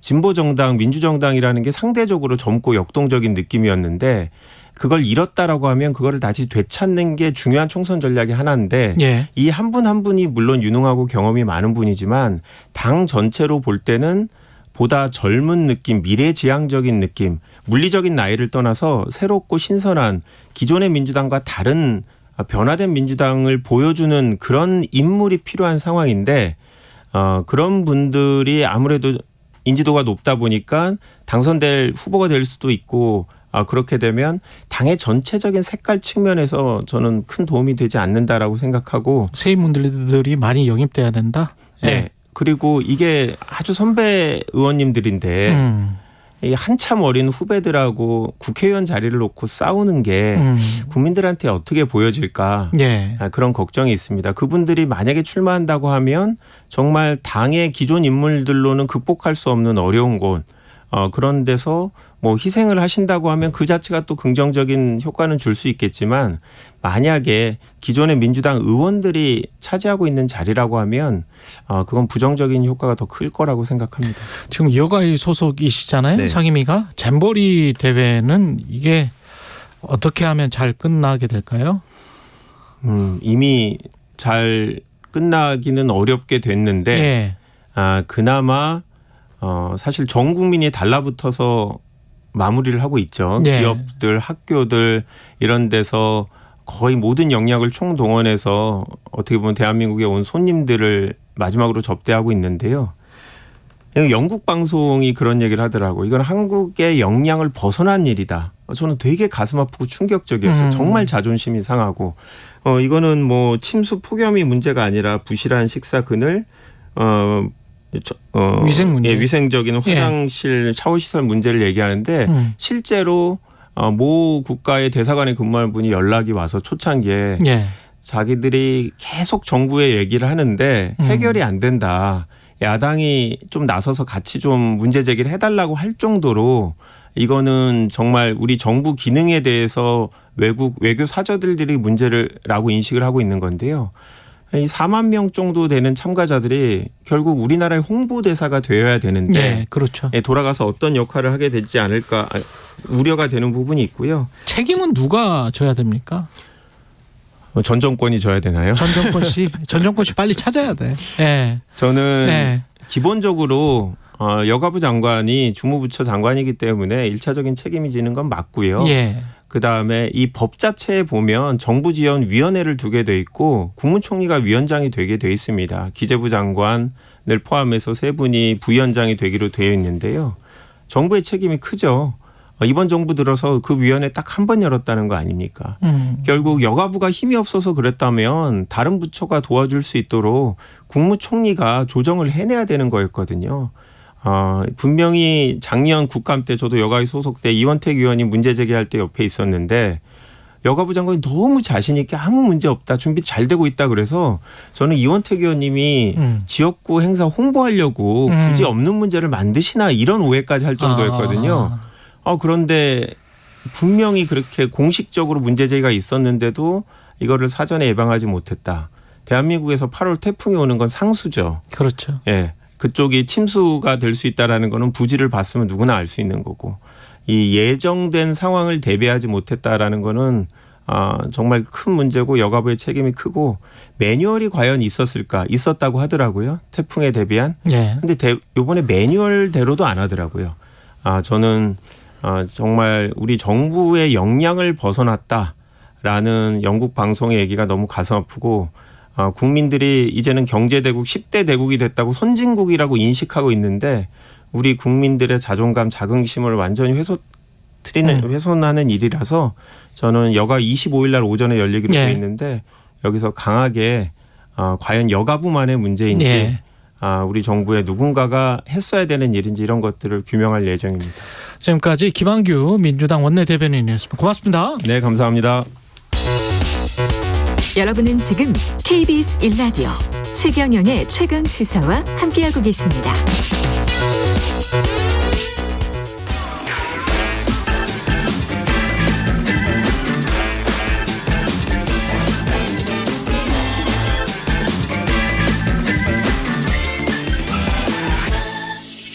네, 한 번 더 뉴스 시간입니다. 오늘은 한국경제신문 최영찬 기자와 함께합니다. 안녕하십니까? 네, 안녕하세요. 본격 시작에 앞서서 태풍 카눈 위치와 예상진로 먼저 짚어보겠습니다. 박중환 기상청 예보 분석관 연결돼 있습니다. 안녕하세요. 예, 안녕하세요. 지금 어디 위치에 있습니까? 카눈이? 예, 지금 현재 8시 기준으로 말씀드리면 태풍은 남해상에서 느린 속도로 북진하고 있는데요. 거의 남해안에 근접해 있는 상황이라고 말씀드릴 수 있겠습니다. 저희 예측으로는 한 9시를 전후로 해서 통영 부근으로 상륙할 것으로 보고 있습니다. 통영 부근으로 9시? 예. 그 각별히 좀 대비해야 할 지역 같은 곳이 있나요? 동쪽입니까? 서쪽입니까? 예, 지금 전국이 아시겠지만 이 통영을 통과해서 한반도를 관통하는 경로로 지금 이동할 것으로 예상되는 만큼 태풍의 강풍 반경 안에 전국이 들어있다라고 이해하시면 되겠고요. 특별히 어디가 더 위험하고 덜 위험하고의 기준을 나누기가 어렵다는 말씀입니다. 그러네요. 현재 강한 바람을 동반한 많은 비가 오늘 일중 계속될 것으로 예상되면서 전국적으로 대비가 필요하다고 말씀드릴 수 있겠습니다. 가장 피해가 심할 시각은 언제가 될까요? 예, 지금 현재 태풍이 남해안 부근까지 상륙하면서 현재 제주도와 전남 남해안 그리고 경남권을 중심으로 해서는 태풍 경보가 발표되어 있는 상황입니다. 예. 이 태풍이 북상하면서 점차 그 세력도 이제 이 태풍 경보권도 확대될 것으로 예상을 하고 있는데요. 예. 10일 아침부터는 그 밖에 전남권과 경북 그리고 충북 남부에 그리고 10일 낮 동안에는 그 밖에 충청권과 경기 남부, 강원 남부 10일 오후에는 서울을 포함한 수도권과 강원 북부에도 강한 비와 바람에 주의가 필요한 시점이라고 말씀드릴 수 있겠습니다. 비는 얼마나 내립니까? 예, 앞서 설명드렸듯이 오전 9시 전후로 경남 통영 부근으로 태풍은 상륙할 것으로 예상을 하고 있는데요. 예, 예. 이 상륙한 이후에 북북서진에서 15시 전후 충북 청주를 경유해서 20일 전후에는 경기 동부를 통과하고 그리고 11일 새벽에는 북한 상해도로 빠져나갈 것으로 예상됩니다. 예. 이로 인해서 오늘 일중 강한 비와 강한 비바람이 불 것으로 예상되는데요. 예. 서울을 포함한 전국적으로 100에서 200mm의 많은 비가 특히 지형의 요인이 더해지는 높은 산지와 해안을 중심으로 해서는 300에서 500mm의 매우 많은 비가 예상되는 만큼 철저한 대비가 필요하다는 말씀을 드리겠습니다. 예, 여기까지 듣겠습니다. 박중환 기상청 예보 분석관이었습니다. 고맙습니다. 예, 감사합니다. 예, 최영찬 기자와 태풍 이야기 계속 나눠보겠습니다. 네. 예, 지금 어떤 특징을 갖고 있나요? 이게 지금 기상 관측 이래 한반도 전체를 관통하는 첫 태풍이라고 하거든요. 예. 좀 굉장히 좀 우려가 되고 이 태풍 카눈이 이제 중심부가 동서간 폭이 130km 정도로 상당히 커요. 이제 이게 동서로 쫙 길게 뻗어져 있어요. 위성 사진 보시면은 아시겠는데 진짜 전 지역이 영향을 받게 되겠죠. 그렇기 때문에 예. 지금 우리나라 곳곳을 훑게 된다는 특징이 있고요. 보통은 태풍의 눈은 비가 그치고 그 바람도 잦아든다는 뭐 이런 생각들이 있잖아요. 예. 근데 지금 이번엔 방심해서는 안 된다는 게 이제 당국 설명인데 예. 태풍 주변에 나선형 이 비구름대가 이미 강하게 만들어진 상태예요. 그렇게 만들어서 올라오기 때문에 비바람을 몰아치거든요. 그렇기 때문에 태풍의 눈에 들어도 안심할 수는 없다. 이렇게 예. 좀 어느 지역이든 방심하면 안 된다. 이게 강조가 되고 있습니다. 그 태풍 대비는 어떻게 해야 될까요? 일단 그 기본적으로 지금 여기 라디오잖아요. 라디오들 좀 청취하시면 좋고요. 이럴 때는 라디오가 참 좋죠. 예. 예. 뭐 TV, 인터넷, 스마트폰 등 통해서 기상 상황을 계속 파악을 하셔야 합니다. 그리고 혹시나 산간, 계곡, 하천, 방파제 이런 데에 계신 분들 안 되고요. 주변에 있는 좀 그 사람들과 안전한 곳으로 좀 이동을 하셔야 합니다. 그리고 바람에 날아갈 위험이 있는 지붕, 간판 미리 다 결박을 좀 하셔야 되고요. 예. 창문 이럴 때 혹시 또 에어컨 안 틀고 바람 분다고 시원하다고 창문 열어두시면 안 되거든요. 예. 창틀에 단단하게 테이프로 좀 고정하시는 게 좋습니다. 지금 저지대에 있는 차량들은 가급적 고지대로 이동을 빨리 시키시는 게 좋고요. 이 가족과 함께 가정의 하수구나 집 주변의 배수구를 좀 미리 점검하고 막힌 곳이 없는지 한번 살펴보시고 막힌 곳은 빨리 뚫어 놓는 게 좋습니다. 그리고 아무래도 이 농작물 키우시는 분들 좀 걱정되는데요. 시설 하우스나 이런 농업 시설물은 이 버팀목이나 비닐끈을 좀 단단히 묶는 게 좋고요. 농경지는 이 배수로를 정비해서 피해를 좀 예방하는 게 좋고 가급적 외출은 하지 말라는 게 좀 당국의 설명입니다. 8552님은 부산인데요. 바람이 너무 많이 붑니다. 부산이 날아가겠어요. 모두 태풍 조심하세요. 아까 통영 인근으로 상륙한다고 했으니까요. 부산은 뭐 타격이 크겠습니다. 지금 곧 있으면. 네. 예, 6169님 대구는 비가 퍼부었다 그쳤다를 반복하고 있습니다. 아직 거기까지는 안 간 것 같고요. 그 지난달 집중호우로 수해를 입은 충청 지역 그 오송 지금 생각나는데 예. 거기는 복구를 하고 있으면서 또 태풍이 닥쳐서 어떻게 될지 모르겠네요. 그렇습니다. 좀 걱정을 많이 하시는데 그러니까 상대적으로 조금 다행인 거는 지금 충청권 예상 강수량이 뭐 100에서 200mm로 다른 뭐 다른 지역보다는 남동보다는 좀 적은 편이긴 한데 어쨌든 지금 산사태가 굉장히 우려는 되거든요. 한 번 또 폭우가 내렸었기 때문에 주의를 해야 되는데 지금 그 이 사방댐이라는 게 시스템이 있어요. 사방댐을 설치하는데 이게 뭐냐면은 돌이나 콘크리트, 철근 같은 거를 쌓아가지고 고정시켜가지고 대규모 토사 유출을 일시적으로 좀 억제하는 기능이래요. 충청권이 아무래도 이제 최근에 이제 이런 사태도 있었기 때문에 좀 일단은 작은 댐 역할을 하는 사방댐으로 일단 좀 그 이번 피해는 좀 피해 가자 이런 식으로 좀 대비를 하고 있고요. 지금 그 24명의 사상자를 냈던 이 오송 궁평 제2지하차도는 계속 차량 통제 중이에요. 제가 최근에도 출장을 다녀왔는데 내부 정비는 상당 부분 완료가 됐긴 했거든요. 하지만 뭐 침수로 인해서 이제 그 천장이나 벽면 이런 데 정비가 완료되지 않았기 때문에 통행 재개까지는 좀 시간이 더 걸릴 거라서 일단은 그 피해 지역은 차량이 다니지 않기 때문에 그쪽은 좀 괜찮은 편입니다. 그쪽으로는 또 안 가시는 게 좋을 것 같고요. 예, 한국경제신문 최영찬 기자였습니다. 고맙습니다. 감사합니다. KBS 1라디오 최경영의 최강시사 2부는 여기까지고요. 잠시 후 3부에서는 배준영, 강선우 의원과 함께하는 정치토론 준비되어 있습니다.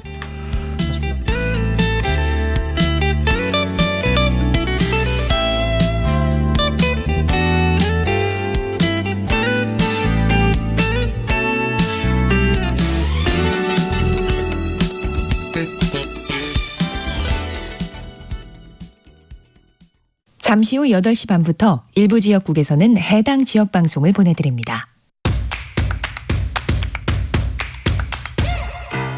가자 배종찬입니다. KBS로 오는 길이 너무 행복해서 다 잊어버렸다. 시사본부가 역시 전통이죠. KBS의 역사라고 봐야 돼. 가장 공정한 방송이다. 고정해야 되지 않을까요? 고정해줘요. 배종찬의 시사본부 평일 낮 12시 20분 매일 고정입니다. 1라디오도 고정. 화이팅.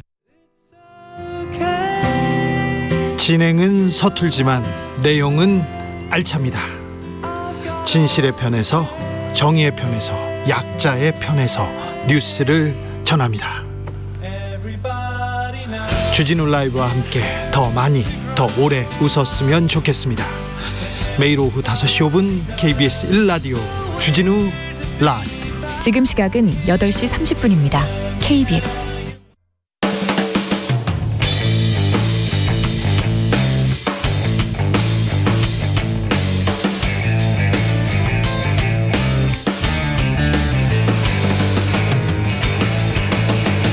최경영의 최강 시사.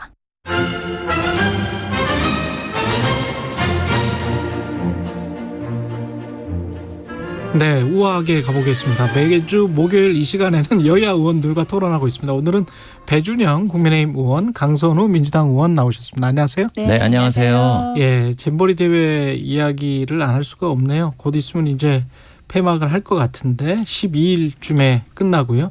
안철수 국민의힘 의원이 미국 가기 전에 저희 프로 전화 연결했었는데 가장 책임 있는 장관 따져서 해임이 필요하다.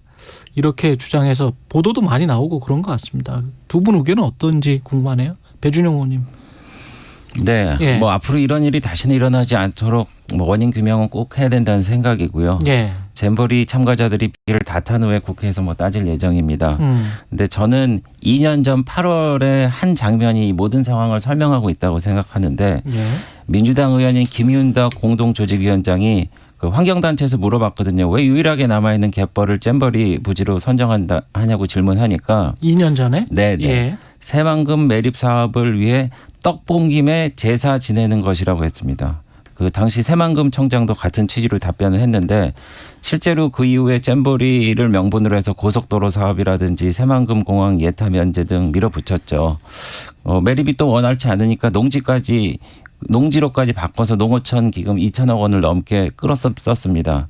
근데 저도 뭐 이제 잼버리를 해봤는데 예전에 인천 송도에서 했는데 폭우가 와갖고 모두 둥둥 떴어요. 8월 네. 폭염 속에서. 그래서 참 안 좋거든요, 매립지가. 더군다나 2015년에 일본의 야마구치 시에서 굉장히 비슷한 어떤 어려움을 겪었기 때문에 그래서 저는 이 전라북도가 155개국 4만 3천 명을 대상을 말씀드린 대로 떡이라는 도구로 삼아서 한 데 대해서 사실 민주당과 민주당 정부의 책임을 과연 피해갈 수 있을까 뭐 이런 생각이 들고요. 어제 한겨레 신문의 한 칼럼을 보니까 잼버리 성공의 일말의 진심이 있었으면은 새만금이라도 이미 매립돼서 안정된 땅을 골랐을 것이다. 뭐 이런 얘기를 합니다. 그래서 사실 전라북도에서 82년도에서도 10,000명 넘게 아태잼버리가 있었거든요. 그때는 덕유산자락에 됐습니다. 물론 현 정부 책임도 있지만은 근원적으로 잘못된 의도와 구조에서 잉태되지 않았나 이런 생각을 좀 해보게 됩니다. 강선우 의원님. 예. 역시나 국민의힘에서는 우리 네, 지금 전정부 모두가 씨. 찾고 있는 전정부 씨를 찾으셨는데요. 저는 윤석열 대통령에게 가장 큰 책임이 있다고 봐요. 그 지난해 5월이었죠. 바이든 대통령이 방한해서 그 윤 대통령에게 선물했던 편말 있잖아요. The buck stops here. 그 뜻은 모든 책임은 나한테 있다는 거 아니에요? 남 탓하지 않는다. 그 문구 좀 다시 보셨으면 좋겠어요. 그렇게 선물 받았다고 자랑하셔놓고 거기에 올려만 놓고 계신 것 같거든요. 계속해서 지금 전 정부 탓하시는데 만약에 잼버리가 성공했다면 그 성공이 문재인 정부 탓이라고 했을까요? 지금 집권하신 지 16개월이 지난 다음에 치러지는 잼버리예요. 그러니까 시중에는 지금 어떤 말도 있냐면은 올해가 문재인 정부 집권 7년 차냐 뭐 그런 조롱이랑 자조도 지금 있는 거 아니겠어요? 결국은 윤석열 정부 행정부 전체의 전반적인 이런 무능무책임이 잼버리 대회 파행을 만들었다고 생각을 합니다. 만약에 그 배준영 의원님께서 말씀하신 그런 그 부지 선정이나 그런 데 문제가 있었다면 16개월 동안 그럼 뭐 하셨어요? 그게 그렇게 큰 문제가 예상이 됐다면 전면적으로 개편을 하셨어야죠. 그렇게 그럼 문제 인식을 해놓고도 가만히 있었다면 그 또한 윤석열 정부 책임 아니겠습니까?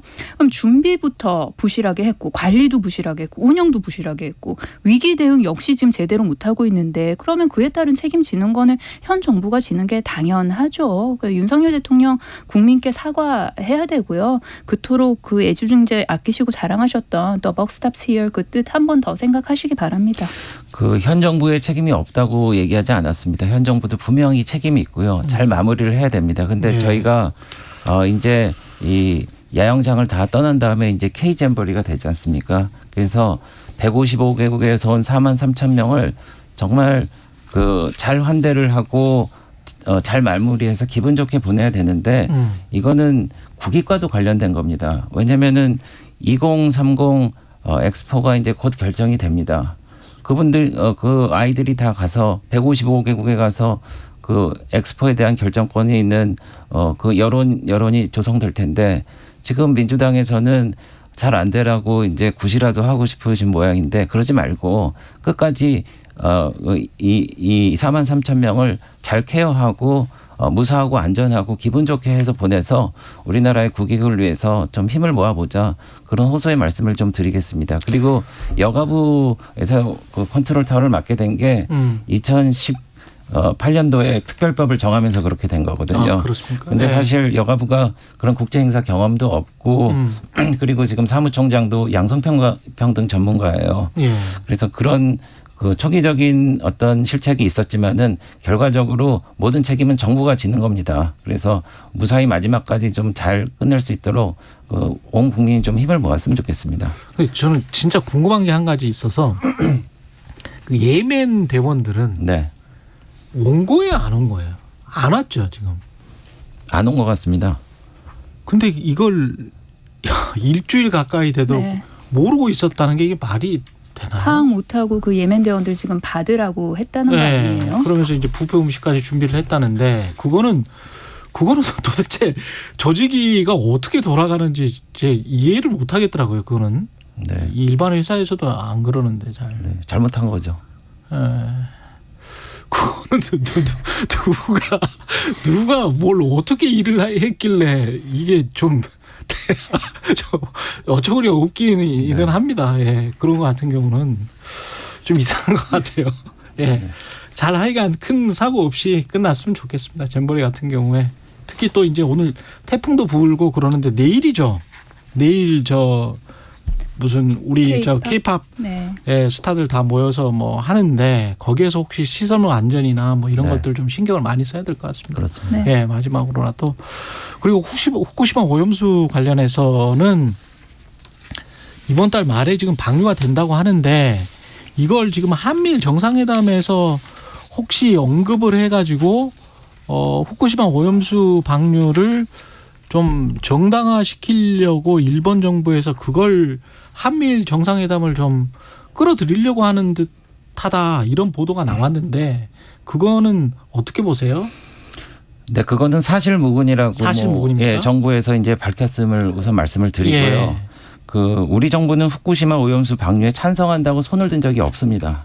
그리고 방류를 하라고 허락한 적도 더더군다나 없고요. 앞으로도 그럴 겁니다. 저희는 국제기구인 IAEA가 방류수에 큰 문제가 없다는 과학적인 검증 결과를 존중하는 입장이고요. 이거는 역대 정부와 일맥상통합니다. 문재인 정부 때도 강경화 장관이 일본의 주권적인 영토 내에서 이루어진 사안이라고 그랬고 정의용 안보실장이 3가지 조건을 내세웠는데 그러면은 그게 되면은 굳이 반대할 필요가 없다고 답변을 했고 2020년 10월 15일 날 문재인 정부 합동 TF에서 해양 확산 역시 유의미한 영향은 없을 것으로 예상한다 이렇게 얘기를 했고 지금 정부도 대통령께서도 지난번에 여러 가지 우려 사항에 대해서 직접 3가지를 일본 정부에 직접 요청을 했고 지금 실무회의도 7일 날 이루어지고 있고 계속 저희가 유지하고 있습니다. 그러니까 괴담을 유포하는 세력에서는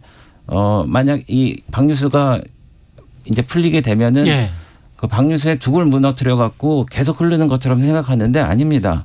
이번에 조치로 해서 수도꼭지를 열고 그래서 그 24시간 상주하는 IAEA 직원이 보거나 우리가 검증을 해갖고 문제가 있으면 수도꼭지를 잠그는 거거든요. 예. 예, 그래서 문제가 있으면 수도꼭지 잠근다. 네, 네. 그래서 그거는 즉시 이루어질 수 있는 상황이기 때문에. 그래서 한 30여 년 지금 방류를 하는 거죠. 네, 네. 예. 그래서 지난 11년 전에 방류를 그때는 정말 원액이라고 할 만큼 심각한 말하자면 방류수가 나왔었는데 예. 지난 11년 동안 그 유의미한 결과가 있었다는 보고가 없습니다. 그렇기 때문에 그런 거는 사실 환경에 미치는 유의미한 결과가 없었지 않느냐. 네, 그때는 거의 원액에 가까운 게 사고 때 누출이 됐었는데 네. 그런 말씀이시고. 네, 그렇기 때문에 이것도 마찬가지로 이거는 실시간으로 확인하고 검증하고 문제가 있으면 수도꼭지를 잠그면 됩니다. 예. 그리고 우리나라 관련된 사람도 거기 가서 검증을 하고 또 같이 그 수도꼭지를 잠그는 역할을 할 수 있도록 우리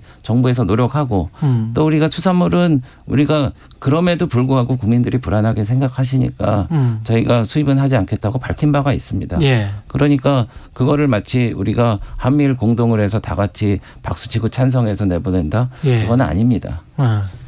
그 수도꼭지를 뭔가 뭐 문제가 생기면 수도꼭지를 잠그면 된다고 말씀하셨는데 네. 그 방류를 하지 않으면 문제가 생겼을 때 수도꼭지를 잠그고 말고 할 일 자체가 없어요. 그러니까 지금 하시는 모든 말씀이 그냥 정부가 방류에 찬성을 한다는 전제하에 하시는 말씀이신 거예요. 네. 그리고 IAEA가 안전검증했다고 말씀하시는데 국민들께서 많이들 알고 계시지 않습니까? 그 시료 채취한 걸 어떻게 했는지 그리고 IAEA가 검증한 자료를 정보를 어디에서 받아온 것인지 다들 알고 계세요. 일본 측에서 받은 거죠. 그리고 IAEA가 안전검증할 때 알프스가 고장났거나 알프스의 기능 자체에 대해서는 또 검증을 안 했었거든요. 그러면 알프스 기능 자체가 고장났는데 수도꼭지고 안 잠겨지면 그때 가서 어떡할 겁니까?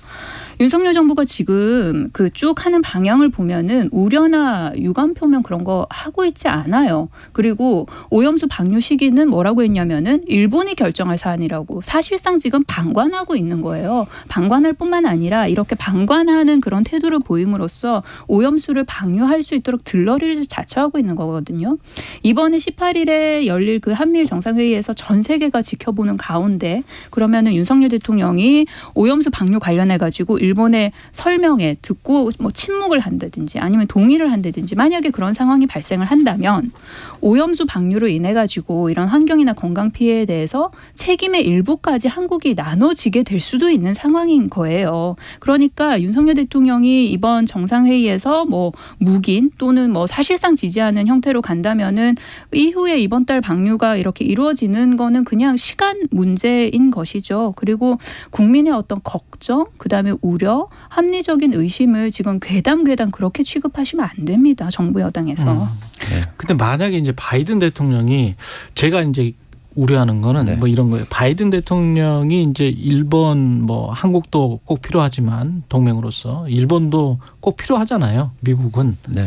근데 일본 입장을 좀 봐주는 듯하면서 바이든 대통령이 만약에 긍정적으로 이야기를 하면 우리 정부의 입장은 굉장히 좀 난처해지지 않습니까? 바이든 대통령이 그러지 못할 거라고 생각합니다. 그래요? 왜냐하면 네. 그 바이든 대통령이 대표하고 있는 미국도 해안을 끼고 있습니다. 예, 그렇죠. 그렇기 때문에 예.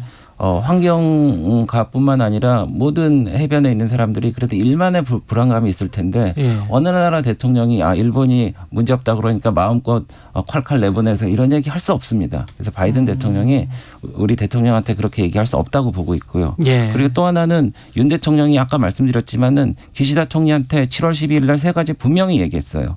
방류 과정 모니터링 정보를 우리 측과 공유하고 그리고 우리 측 전문가 참여시키고 뭐 방사능 기준 초과 같은 때는 방류를 즉각 중단하고 우리한테 할 거다 이렇게 했기 때문에 우리 정부의 입장은 아까 말씀드렸다시피 지난 정부와 같이 일관되고 동일합니다.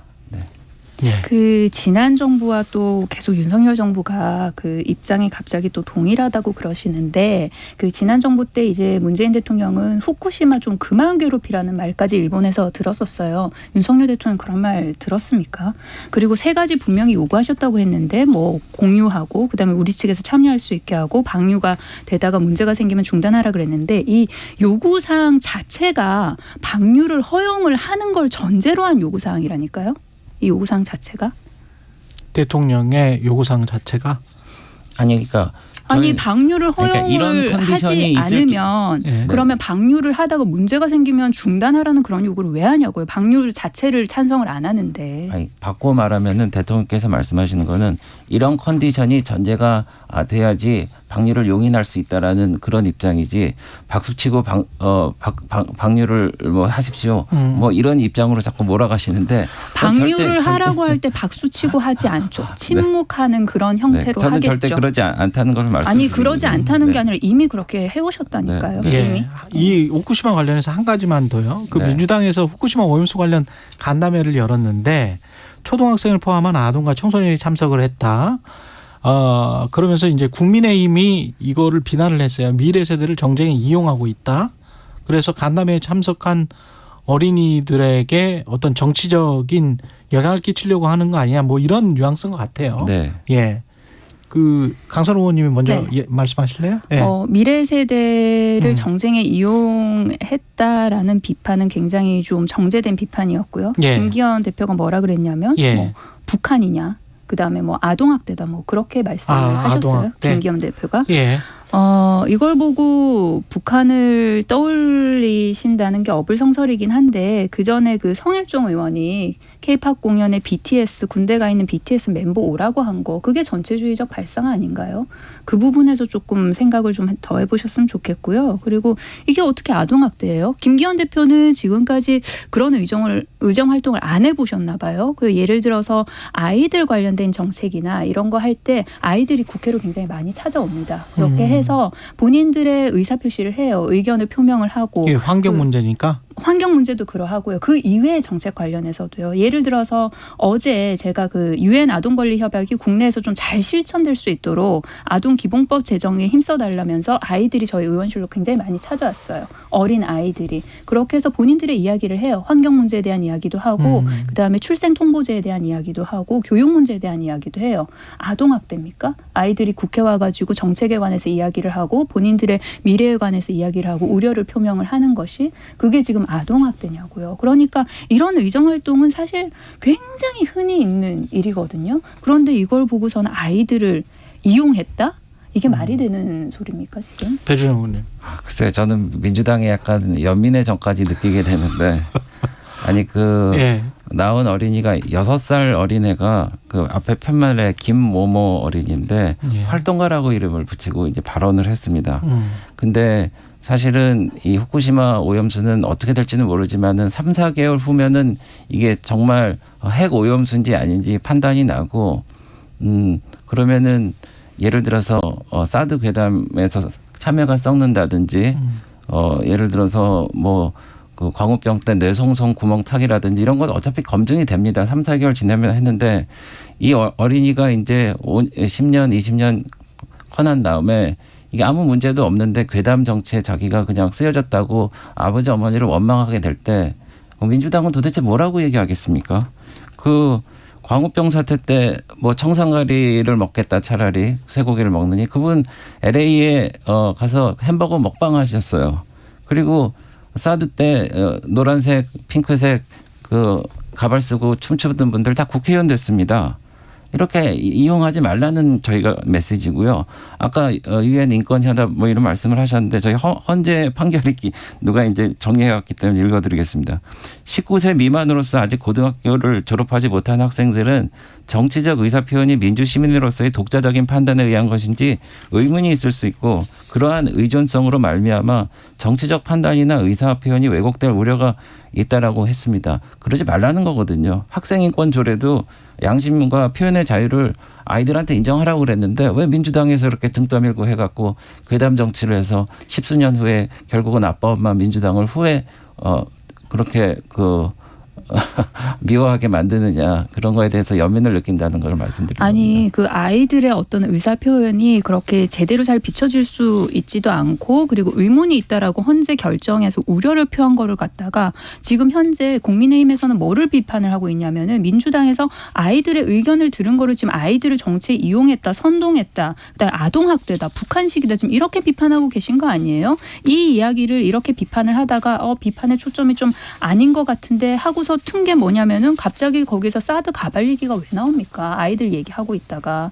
그러니까 본인들이 어떤 일에 대해서 덜컥 비판을 내놨다가 그게 안 먹힌다 싶으니까 다시 또 그 포인트를 다시 조정을 하시는데 그렇게 하시면 안 돼요. 그 아동학대라는 그런 발언이나 아니면 뭐 북한식이다 이런 발언 했던 거는 분명히 사과를 하셔야 돼요. 그리고 아이들이 이렇게 본인의 어떤 의사표현을 하는 것이 생소하게 느껴지면 안 되는 거예요. 이런 일들이 오히려 더 자주 있어서 그냥 일상 다반사가 되면 아이들이 저런 생각을 가지고 있구나라는 그냥 그게 자연스럽게 받아들여지는 그런 문화가 좀 더 확산이 돼야 되는 것이고요. 그리고 오히려 아이들이 당당하게 목소리를 낼 수 있도록 기회를 확대를 시켜줘야 되는 것이거든요. 그리고 어른들의 시각뿐만이 아니라 아동이나 청소년의 관점에서 정책을 바라봐야 할 때도 있는 것이에요. 분명히. 네. 네. 더 덧붙이실 말씀은 없으시고요. 네. 이화영 전 경기평화부지사 재판 관련해서는 한동훈 법무부 장관이 지금 상황을 이렇게 묘사를 했는데 보스에게 불리한 법정 진술을 입막으려는 것은 마피아 영화에서 나오는 극단적인 증거인멸 시도이고 사법방해다. 여기에서 이제 보수가 이재명 대표를 의미하겠죠? 네, 뭐 한동훈 법무부 장관 이런 비슷한 발언들 많이 하셔가지고요. 많이 하시죠. 네. 계속 지금 하고 계신데 네. 어제였나요? 그 이화영 전 경기도 평화부지사 관련 재판이 이렇게 파행으로 갔던 그 첫 출발을 보면은 아마도 그 전 이화영 전 부지사랑 가족 간의 그런 변호인 선임 관련돼서 가족 내에서 입장 전이가 안 됐던 것 같아요. 그러니까 여기서 가족이라 하면 이제 부인 측이 되겠죠. 그러니까 부인 측에서는 기존의 변호사를 해임하고 다른 법무법인 새로운 변호사를 임명을 한 거잖아요. 선임을 한 거잖아요.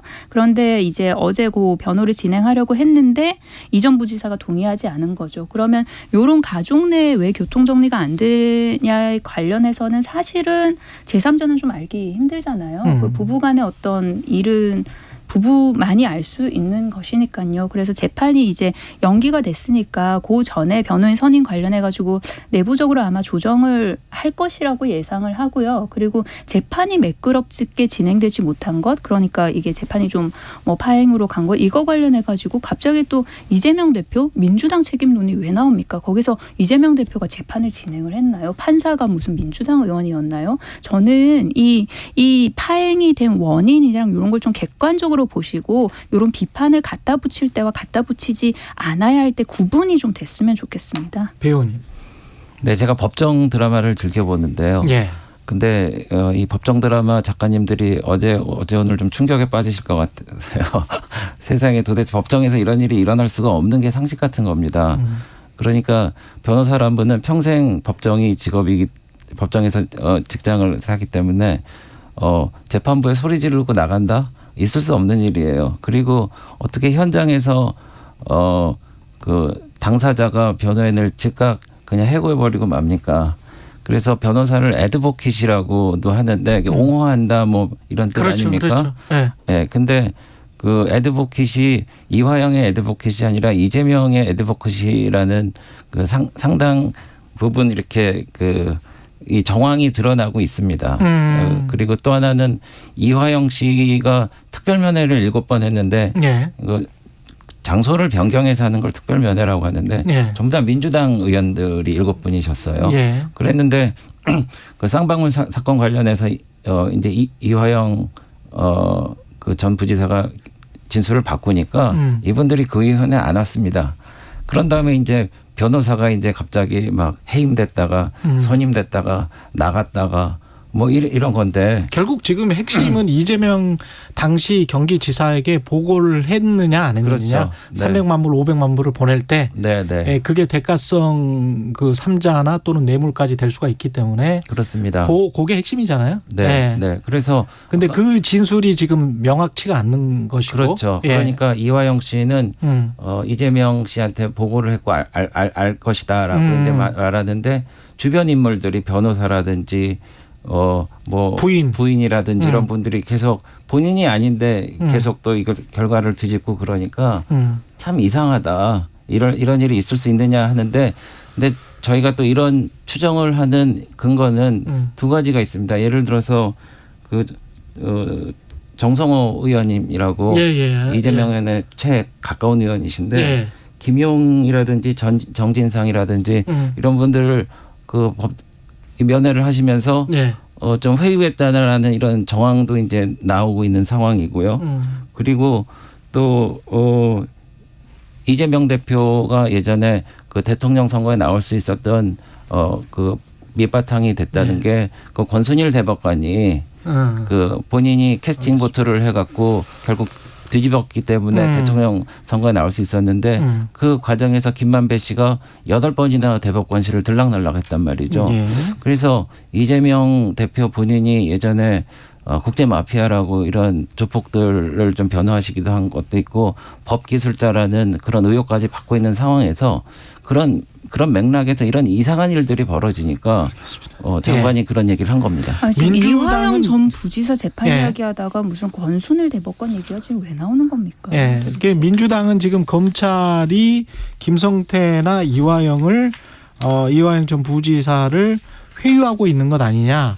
이재명에게 불리한 진술을 하도록 그러면서 형량을 좀 낮출 수 있는 그런 범죄 혐의를 적용하도록 할 테니 뭐 이재명과 관련한 뭐 진실을 이야기를 해라. 근데 그 진실이 이재명 당대표에게 아주 불리한 것 이런 쪽으로 지금 이른바 플리바깅 같은 걸 하고 있는 것 아니냐. 뭐 이렇게 지금 생각하는 거예요? 수사가 좀 공정하게 잘 이루어지고 있냐라는 것에 대한 이제 의문 제기를 하는 것이죠. 그리고 그때 당시에 이제 그런 뭐 입장문 같은 게 나가게 된 계기는 그 이화영 전 부지사의 그 부인이 썼던 그런 뭐 탄원서 이제 그런 거를 해가지고 수사 상황을 굉장히 좀 자세하게 부인은 적었던 그런 것 주장을 같아요. 지금 하고 있는 거고. 그래서 그런 걸 기반으로 수사가 좀 공정하게 이루어져야 되는 것 아니냐 이제 그런 입장을 냈던 적이 있습니다. 민주당. 알겠습니다. 우리 그 지금 마지막으로 뭐 지금 시간이 뭐 한 1분밖에 안 남았는데 총선 앞두고 여야 당내 분위기는 뭐 국민의힘은 좋습니까? 이길 것 같습니까? 이기는 기준이 뭡니까? 근데 글쎄 지금 현재 여론조사는 사실 믿기 어렵습니다. 왜냐하면 워낙 그 기관에 따라서 결과가 지금 다르게 나오기 때문에 저희 그 긴장하고 대비하는 수밖에 없다고 생각을 하고 있습니다. 그래서 지금 여기까지. 시간이. 그 여야 지지층 모두 이제 어느 정도 위기를 느끼느냐에 따라서 결집도가 달라지기 때문에 그때마다 이제 여론조사가 조금 다르게 나오는 것 같아요. 그런데 여론조사의 결과와는 별개로 민주당이 서울에서 굉장히 좀 힘겨운 싸움이 되지 않겠냐. 그리고 요 관련해 가지고 우리가 만반의 대비를 해야겠다. 그런 분위기가 있습니다. 알겠습니다. 여기까지 국민의힘 배준영 의원, 민주당 강선우 의원과 함께합니다. 많은 분들이 배준영 의원, 강선우 의원 토론 좋았다는 문자가 많이 왔다는 점 말씀드리겠습니다. 말씀 감사하고요. 여기까지 하겠습니다. 고맙습니다. 네, 감사합니다.